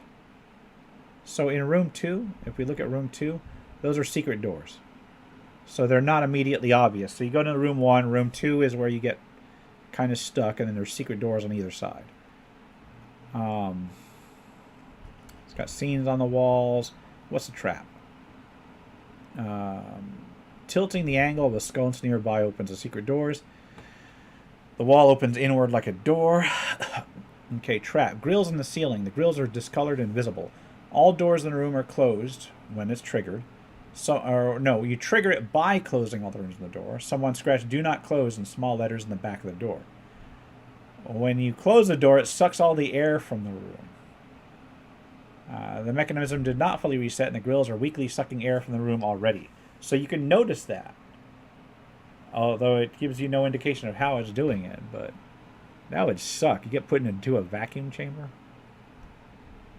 These rooms are mirrors of each other. Each is 10 by 10 foot, and it's at 3 and 4. Okay, there we go. That's the one with the weird things in it. Let me take a look. Yeah, 3 chests in each. Each door has another door leading further inward. Neither has a light source. Each room has 3 chests filled with coin. With 200 coin between all chests, you can determine how much in each chest. Each chest has either a robe, a hat, or shoes, matching the one worn by the wizard in the painting on the appropriate side of room 2, which is in here with the reliefs and the vacuum chamber. Decide which is in each chest, so that players can have a full outfit once they have opened all 3 chests. There are magic items and notable valuables spread between the chests. You may decide which chest they are in. They differ between the 2 rooms. So in room 3, you get a salve resistance, a black candle, a large ruby, a gem encrusted cup. Room 4, you get breadcrumb boots, rack of sealing, wax sealing of holding, pile of giant coins. One of the 3 chests in each room is trapped, select the trap chest randomly. And it just basically heats up and or magnetizes. Okay. So room 5 has has potential goblins. If you trigger the trap, it has goblins. If you didn't, then they're somewhere else. Room 6 has figures at a banquet. If only one person wearing the robes and the hat enter, they remain at the table. Otherwise, they stand up and attack. The creatures are the Pale Ghoul from 2nd edition Black Hack. Okay. They share a pool of hit points, though. Okay. So it's basically a multi-body boss fight. Okay. This is not a bad little adventure. Very open on the descriptions. This is very old school. Alright, you got the tile rooms, which I already noted. You got a basin that gives you immunity against panic rolls for the remainder of the session, which is useful because the very next room... Well, not the very next room, but the room afterward has 2 liches with their phylacteries in there, in this room. So you get to fight 2 liches at once. So any sort of protection against panic is going to help. And then room 12, which is way up here, a large irregularly shaped room accessed by a short tunnel, and it's got a hobgoblin. It's got some goblins because it goes to Goblin Town, basically. It's not great, but it's not bad. I mean, I don't have I haven't read Black Hack 2nd edition, so I can't tell you how balanced those encounters are, but it's OSR, so who cares? You know? I bet I could run that with just like standard Black Hack, maybe. Couple modifications. Yeah, it's not a bad dungeon. It'd be nice for a night. It wouldn't be bad at all. I mean, I've covered better OSR stuff, but it's not terrible. Alright, so tonight I've got 4 more things that are supposedly that I should cover. Yeah, that's the thing. That's the thing about simple about simple stuff like that, is that they're easily adaptable to other systems. I got to be honest. I still have not played Cypher Edition. I need to get into that. And I know that I appreciate that I was invited a while back. I don't have time for a lot of stuff anymore. It's terrible. I've got so much stuff I want to do, and I just don't have time. It's yeah. Let me take a look at this next one. But that's one of the good things about simple little quick adventures like that is you can play them with almost any system. Okay, EQ1, The Cursed Ring. It is a system agnostic adventure, which means that it too can be balanced against any particular system. By Christian Blair, an endless quests adventure. It's for low-level players. So let me post this link. It is a free adventure, a free offering, and it looks like it is the first in a series. So give me a moment. I'm going to post the link in, and let's take a look at this. The ring commands, will you obey? I like how it, like. Let me go ahead and just make a random comment here. This is like a picture of like a couple of wedding rings, and then they've got the ring commands, will you obey? Yeah, I don't know if I like where that's going. Where that's going. Okay, let me do a quick run through. This is only like a couple pages long. What is Endless Quests? A free series of system-agnostic independent adventures designed for play on tabletop role-playing games. These adventures have no predefined system, and thus are meant to be adapted to any and all kind of possible systems that the player or game master wishes to. EQ adventures have a variety of themes and gameplay styles, but should be easily converted to any kind of narrative structure. So yeah, there is an entire series. I will go ahead and take a note once again. This person has a Patreon, patreon.com/endlessdoom. I've been trying to shield the Patreons where I find them on these. And I will state what I always state near the end of these, is that if you... I think somebody just dropped something. I better go see if they're okay. Give me a moment. Give me a second on that. I just heard somebody drop something.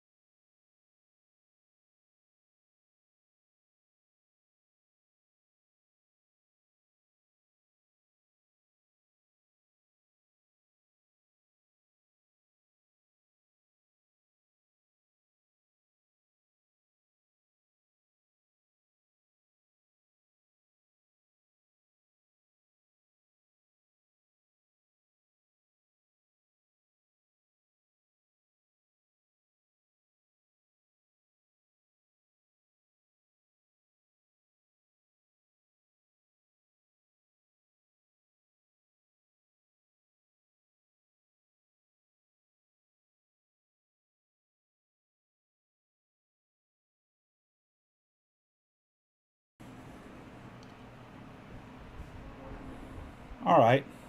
Pardon me.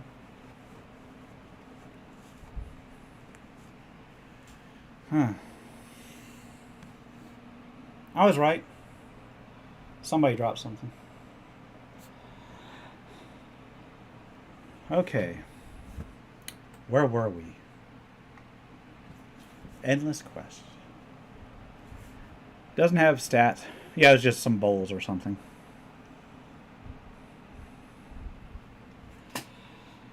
The Cursed Ring is a generic fantasy short adventure for low-level players, themed around puzzle hunting, traps, and monster combat. So, all three of the things people like to do. Main goal is to find the Cursed Ring, a mythical and powerful ring that gives the ring-bearer player a bonus to all of their attacks and highly increases their resistance in exchange for their personal safety. I don't understand what that means there. The player complete this adventure by successfully retrieving the Cursed Ring and taking it outside the fortress, managing to destroy the Cursed Ring and escaping the fortress. This adventure can be failed if all players die, of course. Or 2, the Cursed Ring is removed and lost somehow, in which case the Game Master decides what course to take. Okay. It's got the northern lands under siege by a mighty army and influenced by powers never before seen. It is believed that a sect of magical lords have managed to imbue an artifact with great power, capable of granting enormous strength and controlling the will of others. The Cursed Ring, they call it. Capable of turning the strongest of wills into savage ravagers. Located amongst the mountainous lands of the rocky peaks, guarded inside the ringed fortress, a blackish structure of profound secrets and miserable souls. This is a place where the grass doesn't grow and only the most daring of warriors dare trespass. An adventuring party has been sent as a last-ditch effort to retrieve the magical ring and turn the tide of battle against the forces of darkness. Where have I heard this plot before? Anyway, it's a little bit different. It's a little bit different. You got to find the ring first.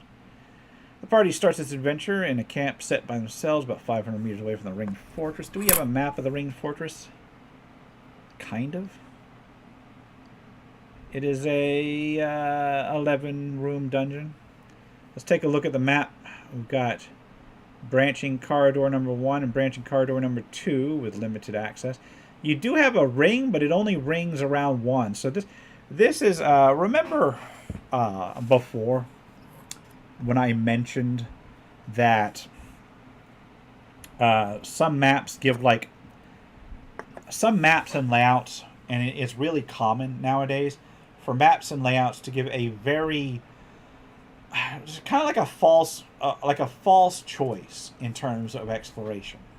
And this is a good example of that, because it does have a ring, like a loop in the passage, but effectively you're faced with just a single linear path with branches coming off, but no way to journey between them. So what you've got is you go up, left, clear that branch, come back, right, clear that. Computer role-playing games, because you really kind of want to guide the party through. For tabletop games, I've found that it while a lot of people like them, it makes for less true exploration or true options. It gives the illusion of exploration because you are going to get through each of those branches in turn anyway. All right. So you've got the party is set. They can encounter some interesting things, and it gives you some examples of things like a little chest, skull of a large predator, an impaled skeleton, and so forth. You get the entrance, or the party meets the entrance. They come across a black door framed with dusty steel. It's large enough for even monsters to get in, so it is large enough for the dungeon to remain stocked. A strong character can lift the gate open, and a full party should have no trouble with it. The gate can only open outwards, and once all the members are inside the castle, the gate drops, shutting itself and jamming completely. They can no longer turn back until they find the ring. In front of them lies the darkness of the fortress. Very dim lights shine across the hallway. There are 3 paths they can take, straight ahead and to the right. It's a medium-sized circular fort made from black stone and steel. Gives you the information on the fortress. Let's look at the areas. Now the watchtower. This is a ruined watchtower with an open ceiling. This is section 1. I don't know how that counts as a tower, but it is apparently a watchtower. Light and snow come falling in the wet bricks of the floor. So it's got an open ceiling, so technically speaking, the characters aren't sealed in. They can, if you've got rope and grappling hook, probably climb out. Among the rubble, editor, where are you, lies a magic cape that is capable of protecting. Among the rubble lies a magical cape that's capable of protection the players for a small amount of damage. Editor, where are you? First one of the night that was brutal like that. It can be found by a thorough investigation. The lower portion of the outside wall can be accessed through here. Arrow slits surround the wall. That would be two. That would be the lower wall that's up here that overlooks the outside. Arrow slits surround the wall, and a cold breeze of air goes through it. You can find an armory with decent equipment, such as iron axes, steel spears, and chainmail armor, but it's all locked by chains, which can be pickpocket by a character with enough... Yeah, that's not how pickpocket works. Editor, where are you? It's all locked by chains, which can be pickpocket. Picked, not pickpocket. By a character with enough skill and the necessary tools, such as a thief or rogue. A room of rotten corpses hanging from metal pikes. That's meat storage over here. Hanging from metal pikes. Cows, sheep, and humans alike. It's not a complete sentence, but okay. A stream of blood marks the floor. The human corpses are still wearing their armor and weapons, but they are broken and almost unusable. There seems to be a warrior, a wizard, and a ranger among them. All the hints seem to indicate this was a previous adventuring party. They players... Ah, man, the editing in this. Ouch, it hurts. May try to loot any valuables from the corpses, but there's not much to find. Toilet. The waste... They got a toilet in here. Okay, sure. It's better than none. The waste disposal unit of the castle, a strong and penetrating stench, welcomes the players the closer they are. It's extremely abrasive to the point that their eyes start crying and breathing comes. Is this?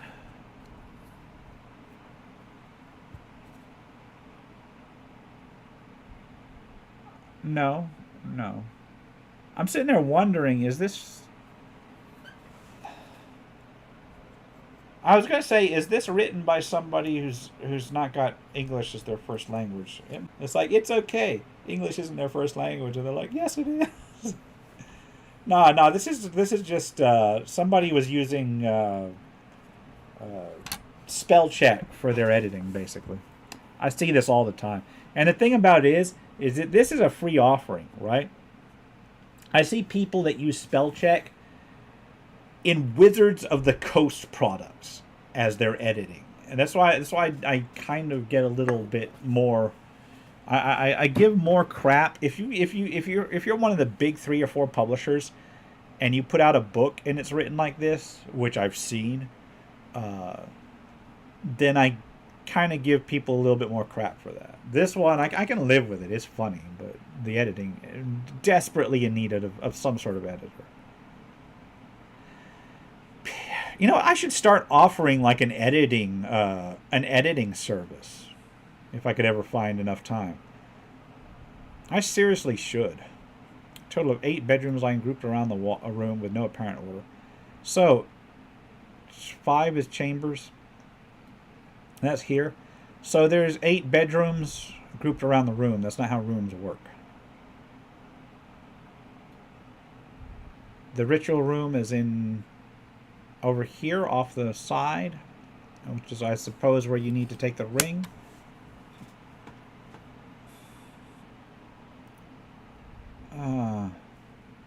Let me take a look. So you have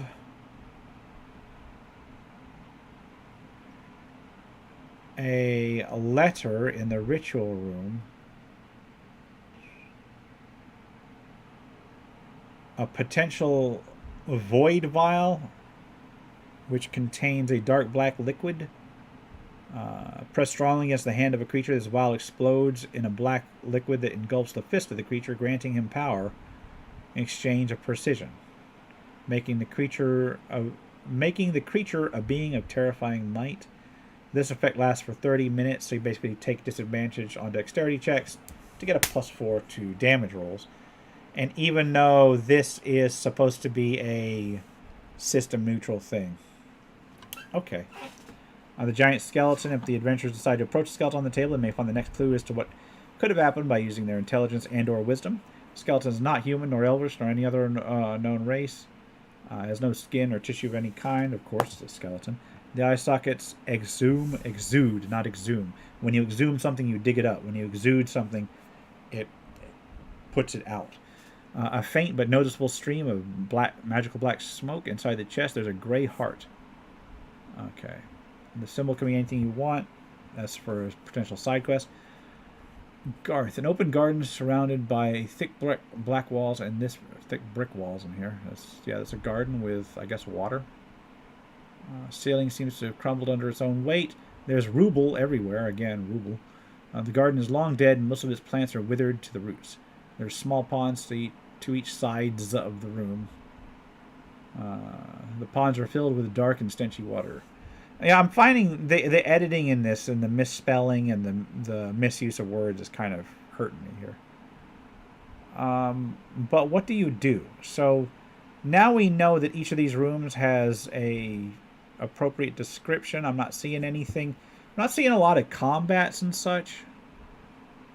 Although the giant skeleton was apparently a creature that can wake when the cursed ring commands it. But where's the cursed ring? The cursed ring is in the ring hall, which is in the middle, of course. Because, of course, it's in the obvious room. Blocked by 2 great magical steel portcullises, which can only be opened via 2 levers hidden in the basement in the alchemy lab. Even though these are all on the same level, they're called basement and alchemy lab. So you can lift it up, get the cursed ring. The cursed ring consumes the souls and bodies of the inhabitants of the fortress. It gives you rules for taking out each of the pillars that guard it. And then, how do you destroy the ring? Gives you effects for when you're trying to wear the ring, when you're using the ring. It's mostly not great. The giant skeleton wakes up when you take the ring.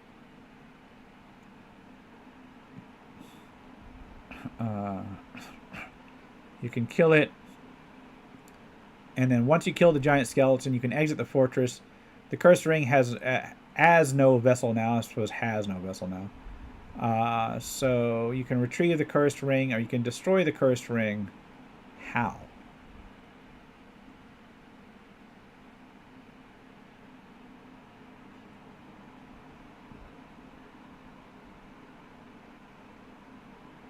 Oh, there is an undead orc somewhere in there. And if you don't kill it by the time you wake up the giant skeleton, which is like room 7, then it kills the orc and then uses his body as a weapon. That's kind of funny. I'm trying to find the way you destroy the ring. Magic is strong enough, or large quantities of acidic liquids. Is there a room with acid? The alchemy laboratory? No.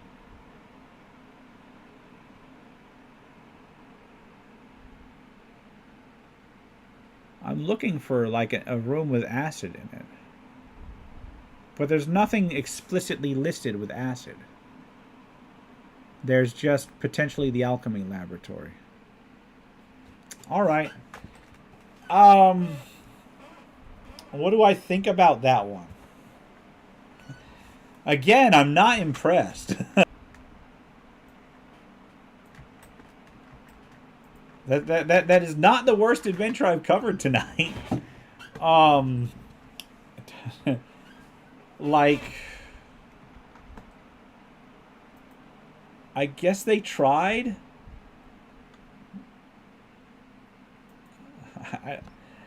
I mean, that was an adventure. That was one of the adventures in this world. That's what I can say about that. Oh, God. Vertigo fleet action. I am not going to cover that one because it is based on another game. I don't know why I put this one in here. Okay. Because Vertigo fleet action is an expansion to another game which I have not covered, so I'm not going to cover it. You Died. An immersive solo Souls-like tabletop role-playing game. Created for the Caltrop Dram 2 using the Caltrop core system. Do I need the Caltrop core system?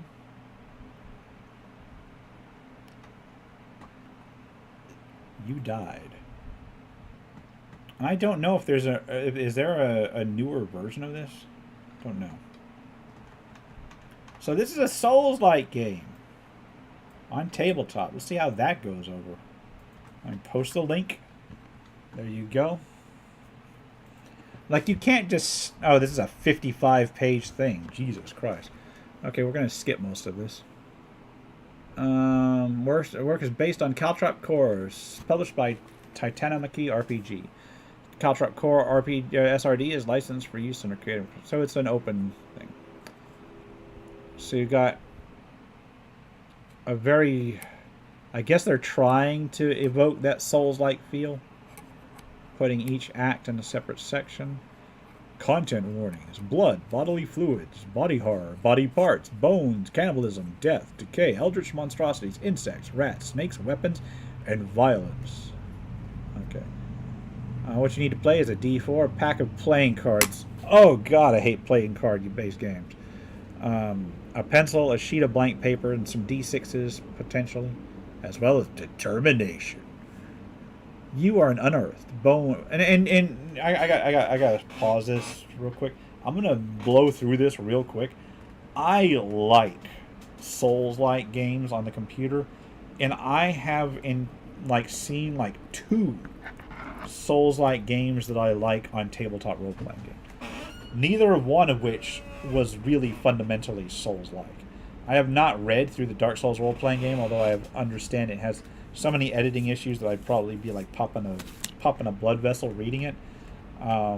So I'm gonna breeze through this real quick and hope to not ruin things, because I'm running out of time tonight. I've still got 2 more things to go through. You are an unearthed, born from a tainted soil at the foot of the deceased giant king Coln. The putrid kingdom of Coln lies above you, carved from the giant's decaying form. It is the fate of all unearthed to descend through the body of the giant king and to claim the rock skull crown, taking rule over the kingdom of Colnrin, lest they rot into the earth once more. Countless try, few succeed. Shall you become the new rock skull monarch? So let's see. Let's just lose through. Characters get name, health. You start with 4 max hit points. Earthen bulbs. You start with 3 earthen bulbs. You may spend an earthen bulb to re-roll your dice. All your dice for 1 roll, taking the new rolls instead. You gain 1 earthen bulb after defeating an end of act boss. Bone fragments. You start with 0 bone fragments. Bone fragments are earned by killing enemies and bosses. Blackened blood vial. You start with 1 charge of your blackened blood vial. When you use your blackened blood vial, here's 4 hit points, or it allows you to re-roll all your dice for 1 roll. Basically, your Estus flask. You regain all charges of your blackened blood vial when you rest at the camp. Place a Joker card vertically next to your character sheet to represent the vial. When you use your blackened blood vial, turn it horizontally to indicate it has been used. Well, this indicates, like, hold on a second.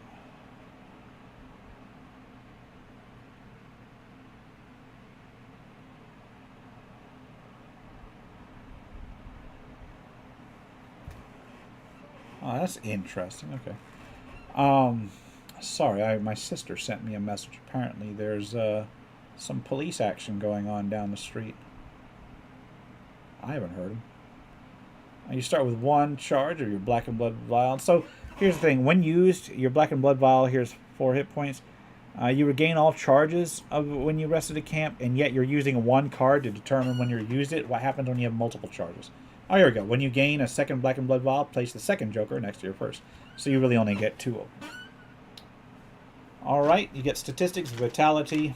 Yeah, always boost vitality. Unless you want to go a no-hit run.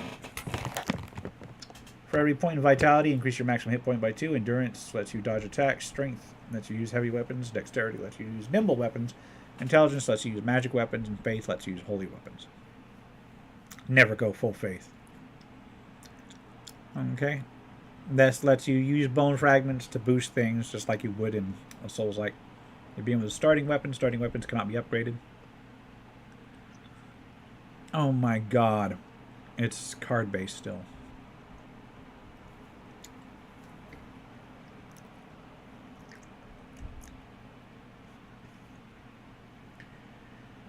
And yeah, so in each act, you deal out cards into piles to represent the encounters.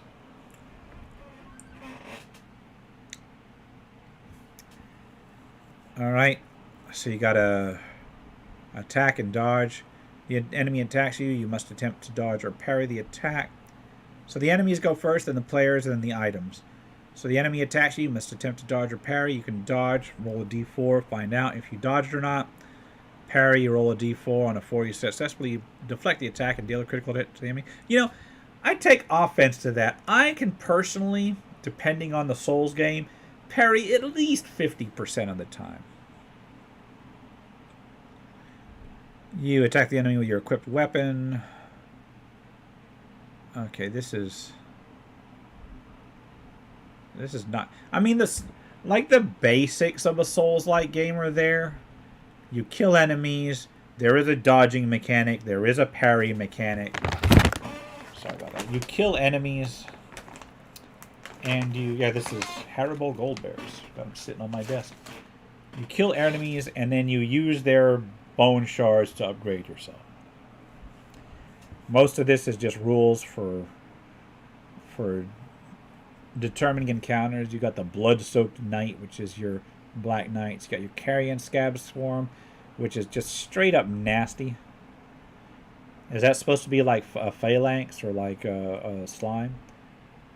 You've got an old harpy who wears the skull of a giant snake. Because this is the bird things from the Corvians, I guess. Jittering Bile Wretch. That would be... Don't tell me that'd be the dogs. Then you've got your weapon upgrades. Your bosses. Now here's the thing on the bosses.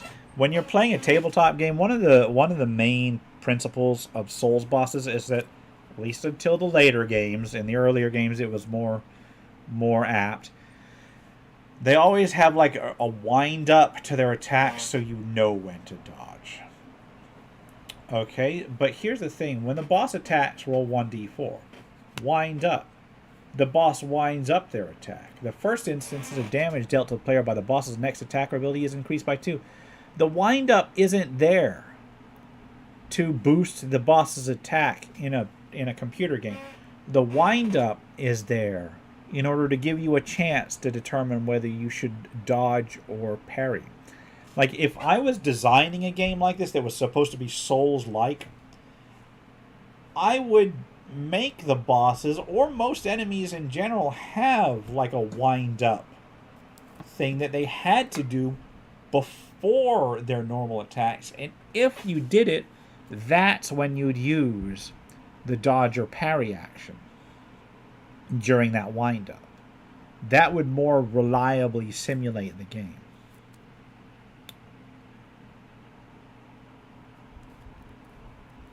So when you die, you put your bone fragments to 0, put them on the side, and then it's your chance to try to get back to the card that killed you in order to reclaim them. Okay. And you've got the faction bosses. The Baron of Bubos. Is this just Phalanx? Yeah, that's just Phalanx. Clotborn Knight. Lord of Blackened Blood. I guess that's supposed to be like one of the night bosses. Sir Toleg of Innerheart. There's your... Oh, these are like your NPCs. Okay. Oh, I do like this. They give you various options for the NPCs, and then they kind of take different... They take different effects when you... depending on what you do with them over the course of time. I do like that. And they've got one for each faction. So that is You Died. I don't know if they've got a newer version of that. I don't think that it's necessarily a good Souls-like game, but I can see where the inspiration came from, in other words. It's not how I design one, but I can see where the information came from. There's only 2 more offerings there's only 2 more that I was going to look through tonight, and one of them is 4 pages. So let's look through that real quick. It's called Brains and Brawn from Fighter Guy Studios. It is a pay-what-you-want, quick RPG. Link is in the chat. Welcome. You hold in your hands, viewing on your screen, the primary rules for Brain and Brawn, a simple but complete tabletop role-playing game. You tells you what it wastes precious space in a 4-page thing to tell you what a role-playing game is, and it comes all the way down to here, which is good. So you just need paper, pencil, 10-sided die. 2 basic roles for the game. The first are character. The second is the tale teller. Tale teller is a player who's telling the story. They make up the stories, describe what's happening, and then call for tested dice roll where necessary. So I actually kind of like the way that this spends an entire page to give you the background on what a role-playing game is in a 4-page role-playing game, of which half a page is your freaking character sheet. You are what you eat. Not really. Who is your character and who is your character and what do they do? Okay, I don't even care. I don't even care if this game works. The style of it has already got me. I kind of like it. Who is your character and what do they do? This all depends on the game you're playing, so work with your tale teller to make sure it's appropriate. The game is a 007 style spy mission, so Ralph gives it some thought. Otherwise, this can be played with any genre because it's so simple. Pick a number between 3 and 8. Higher means you're better with your brawn, the physical attributes such as your strength or speed. Lower means you're better with your brains, which is intelligence, puzzle solving, or social stuff. The characters. So you've got one stat that defines both your stats, basically. Give your character a name. Boons and banes. What is your character good at? Choose 3 skills, boons that your character has. You also want to think of weaknesses, banes that will make your character feel more real. You can have as many banes as you want. But the first 2 are special because they will each allow you to take 1 more boon. So you can have up to 5 boons. So they're very basic. They're not defined. They're just like keywords. Long distance shooting and stealth in the example. And then he gives them Krav Maga for the hand-to-hand combat. Gives Agent Peace a bane, which is a weakness for the ladies. So he gets a 4th boon. And gives perception. So I can, you're trading off banes for additional tags, effectively. You have the appropriate clothes and basic equipment you need to have. Check the table teller to make sure it's all correct. Is that quick? Whenever you do something that has a chance of failure, roll 1d10. Plus 1d10 if you have a boon for it, and plus 1d10 if you're prepared for a maximum of 3d10. And then for brains, you roll equal to or over your number. For brawn, you roll equal to or under your number. But wait. Whenever you do something that has a chance of failure, roll 1d10. So if you got 1d10 and you roll something you have a boon on, and then you roll 1d10 for your prepared, they'll give you a very good number. A very good result, which will end up really screwing you over on brawn. What the? That's gotta be a mistake there. Unless they just want people who pick brawn to fail constantly. Number of successes will tell you how you did. Or wait, no, brains. So your brawn's going to be large. And your brains, okay, I see how it is now. However, what I will say is that it makes it a lot easier to have a number over your brains than it does to have a number under your brawn. Just by the law of averages. A number of successes will okay, each one is... Okay, that makes sense. Each one is... I thought you added them together. This is not clear on that. So each one is contested against your brains/brawn. And then the number of successes you get, you look up on this table.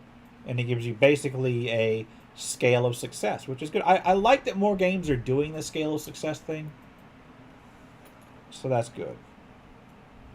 Okay, you're on a roll. If at least one die lands exactly on your number, not only is it a success, but it means you're on a roll. You get 1 additional d10 that you can use on any upcoming test. You can only have 1 extra d10 at any one time, so use it. That's nice. A helping hand. Sometimes your character will be in position to help another character. With the tale teller's agreement, roll an additional d10 at the same time the other characters rolling theirs. It's very simple. Very simple. Gives you rules for ties and contested tests. Determine who acts first. And it's basically a brawn check.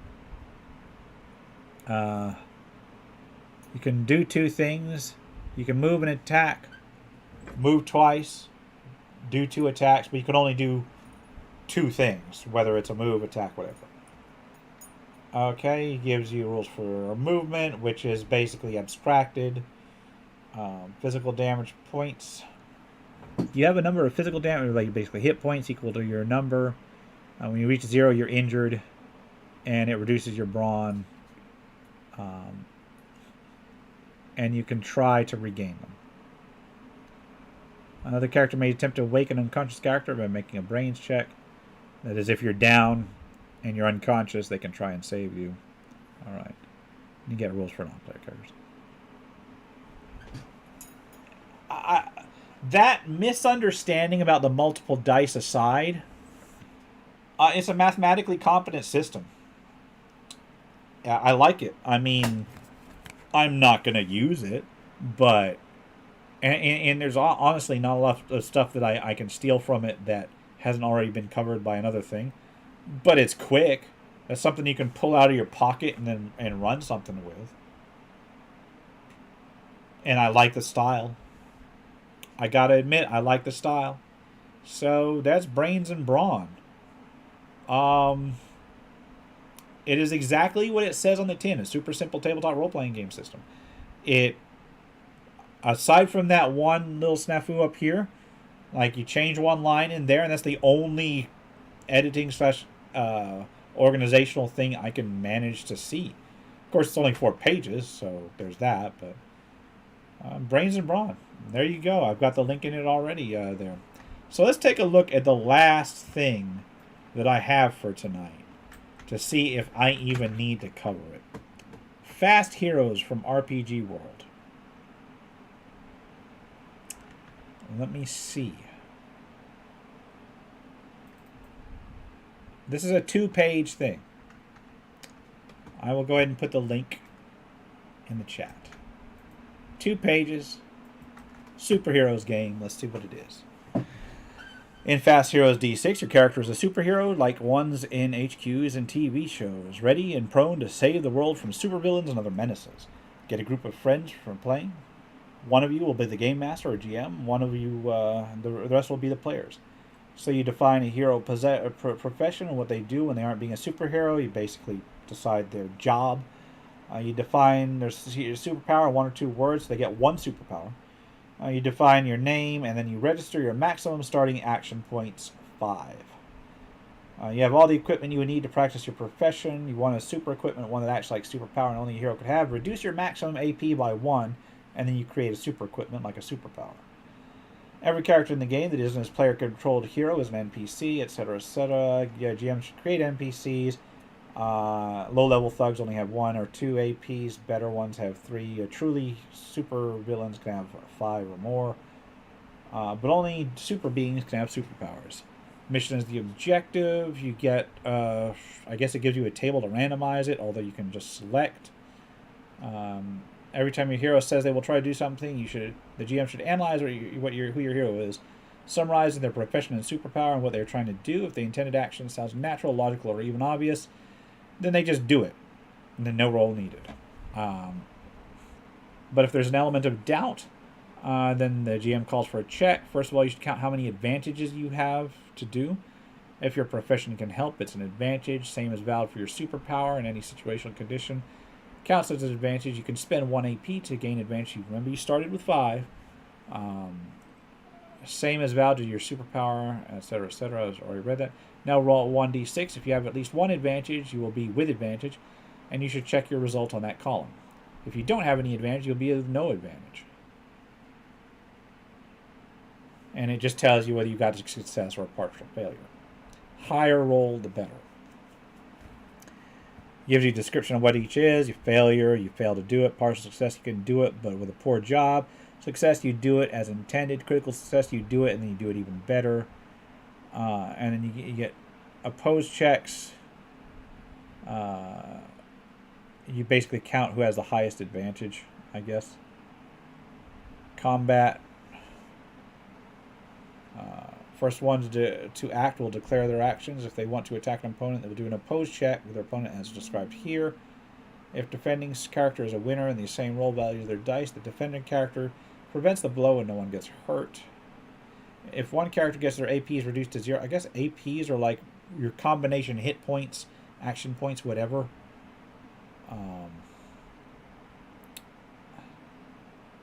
Then they're knocked out. Okay. Very, very simple. Very, very simple setup. At the end of each game section, all heroes regain AP until their maximum. At the end of each game session, all heroes gain 1 evolution point. If no defeat complication was introduced, all heroes gain an additional EP. So it makes it that you can 5 EP for raising your maximum AP by 1, which is effectively your hit points and your action points all rolled into 1. Change one of your profession, superpower, or super equipment your hero already has, or acquire a new one. The mission was accomplished. The GM may create or generate a new one, and the adventure continues. That's not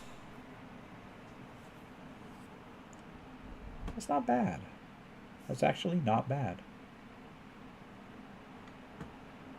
A little bit difficult to capture, to follow at times, but for a quick superhero game, I guess it works.